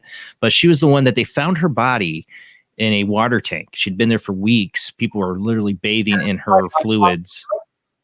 Yeah, naked in there, and they ruled it an accidental death. That's right. So how did she climb? Yeah, I remember How'd seeing she get through a lock security, climb through there? Those are something like, the really deep mysteries. If I had your honed ability, that stuff I couldn't help myself but like kind of try to look into or see, because that's a case that just boggles the mind. No, I don't need to. I mean, I got so much waiting and so much. And here's the thing I tell folks too is I work professionally. I wait for the detective to call me. Makes it official. Yeah. Right? You can't interject yourself. So they know me now. I got 30 years, so they know who I am. When they say, "Oh, you're referred," they know who I am. I'm not chasing ambulances. I'm not, I have it right on my page. I don't talk to third-party people about cases because you're not in the know. You're not needing to know. Yeah. I wish at least the Lamb's family would reach out to you, because that's a case that it just boggles my mind. And I feel like there's some other darkness there. If you ever look into it, I mean, I'm not as a professional, but just out of interest, you should see the video footage, Robbie, if you haven't, of her in the elevator. This had to have been taken. It was taken the night she died. And that's the last footage of her. I believe I'm talking about the same girl that was on the roof of the water tank. Yeah. Yeah. And there's a video footage of her in the elevator, and she's like hiding from somebody, and she like looks out. And we've talked about it on the show a lot, because it's one of those cases that it just fascinates me, how they could rule it an accidental death. Yeah. The whole thing, just none of it smells right. There's so many cases. I mean, I even have one locally just recently. I came up in a thing that happened in my county, that a woman whose body was found in her trunk in 1986, and they still don't have, they probably had a suspect the whole time. They couldn't tie the evidence to him. It's just, there's so many cases. There's so much. We need more of you. Hey, okay, here's real quick. I know we're running out of time, but real quick. Yeah. I was on the Natalie Holloway case in Aruba. Oh God. Right. That's where this movie Dead Whisper came from. When we did that in 2005. We were just about ready to jump the plane to get over there, and the authorities called back because they arranged it, and they said, no, everybody and their grandmothers over here combing the island. Don't come. So we said, okay. And all my drawings of the shoes, the beach, implicating the father of Vandersloot, everything showed up on Fox News. So we're in Chicago filming Dead Whisper, and the director comes in and goes, you sold us out. This is our thing. I said, I didn't sell anything. He goes, so we had somebody in our group of people give it to Fox News, right? So there's my drawing. Right. So anyways, to tie this into, I was doing a special in Toronto, Canada now on Daytime Live. And the host says to me, what do you think of Vandersloot? We know you did Natalie Holloway. What do you think of Vandersloot? And I was right there, and I said, oh, he's going to murder again. And really soon. 2 weeks later, he murdered Perez. Yeah. And I said that live on TV. Yeah. Yeah. That's the thing. And if they could have put him away, that murder would never happen. Serial killer. Yeah. Yeah. This one thing too. Do you ever have, I mean, with so much evil out there, I mean, do you ever just run across it? You know what I'm saying? You're not investigating or whatever, but you just meet somebody and you, boom, know this person's killed people. A stranger. Have you ever had that? The first case that we talked about. The first case, right? Yeah. The first case. But do you still have that happen? Like you run into people. Yeah. And not only that, but fraud. I mean, I'm called by the detective to show up in court. They show up at my house and said, just do us a favor. You don't have to say nothing. Just sit there and act pretty. And I went there and sat down and go, why? And the guy goes, what side are you here for? I said, I'm always here for the good side. And he runs out and comes back. And the lady looks at me and I go, oh, frick, I know her. Right. And she frauded the government like tens of thousands of dollars. She went right in and took the plea deal. And the detective come to me and goes, thank you. We know that you knew her and bumped into her. Yeah, it's like she knew. She was like, "Oh, I'm not messing with this." She took the plea deal. Yeah. Oh my God. So the cops knew that she would freak. That's all I had to do was sit there. That's it. Yeah. Crazy. That's stuff. Awesome. No ability needed, just the reputation. She knew. Wow. Yeah. That's crazy. All right. Well, if people do want to reach you, if they, like you said, there's a waiting time, but if people do want to reach you for a case, what's the way of doing this? RobbieThomas.net, and on my contact page there's a policy, and I'm very strict about it. I don't talk to third-party people. I don't give information out, quotes, or how much it costs for me to do something. I only speak to immediate family and the detective. When the detective says, yes, I'm on the case, that's what I do.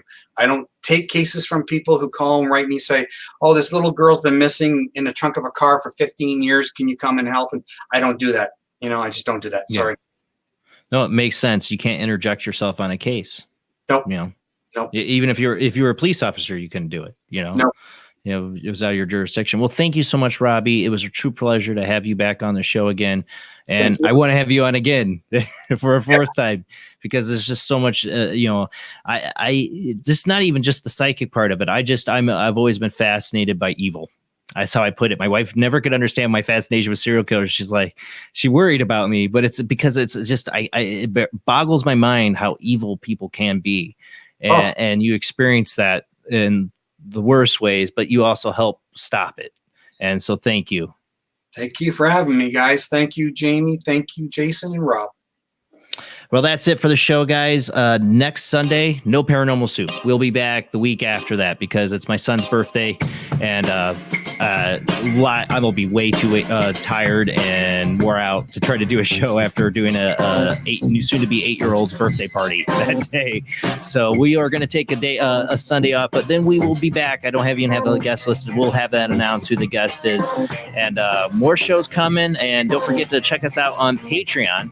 $2 a month. I am going to work now that I have like a week off from the show. There is going to be a show on there of my EVPs that I've caught over the years, going over that. Check that out. $2 a month to get exclusive access to that.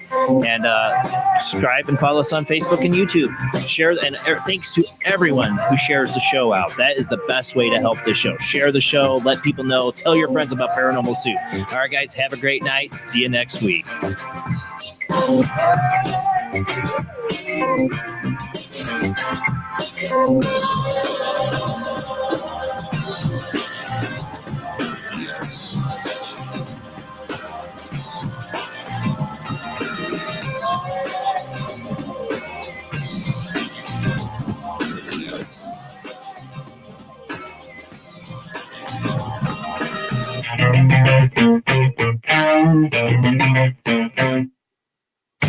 you.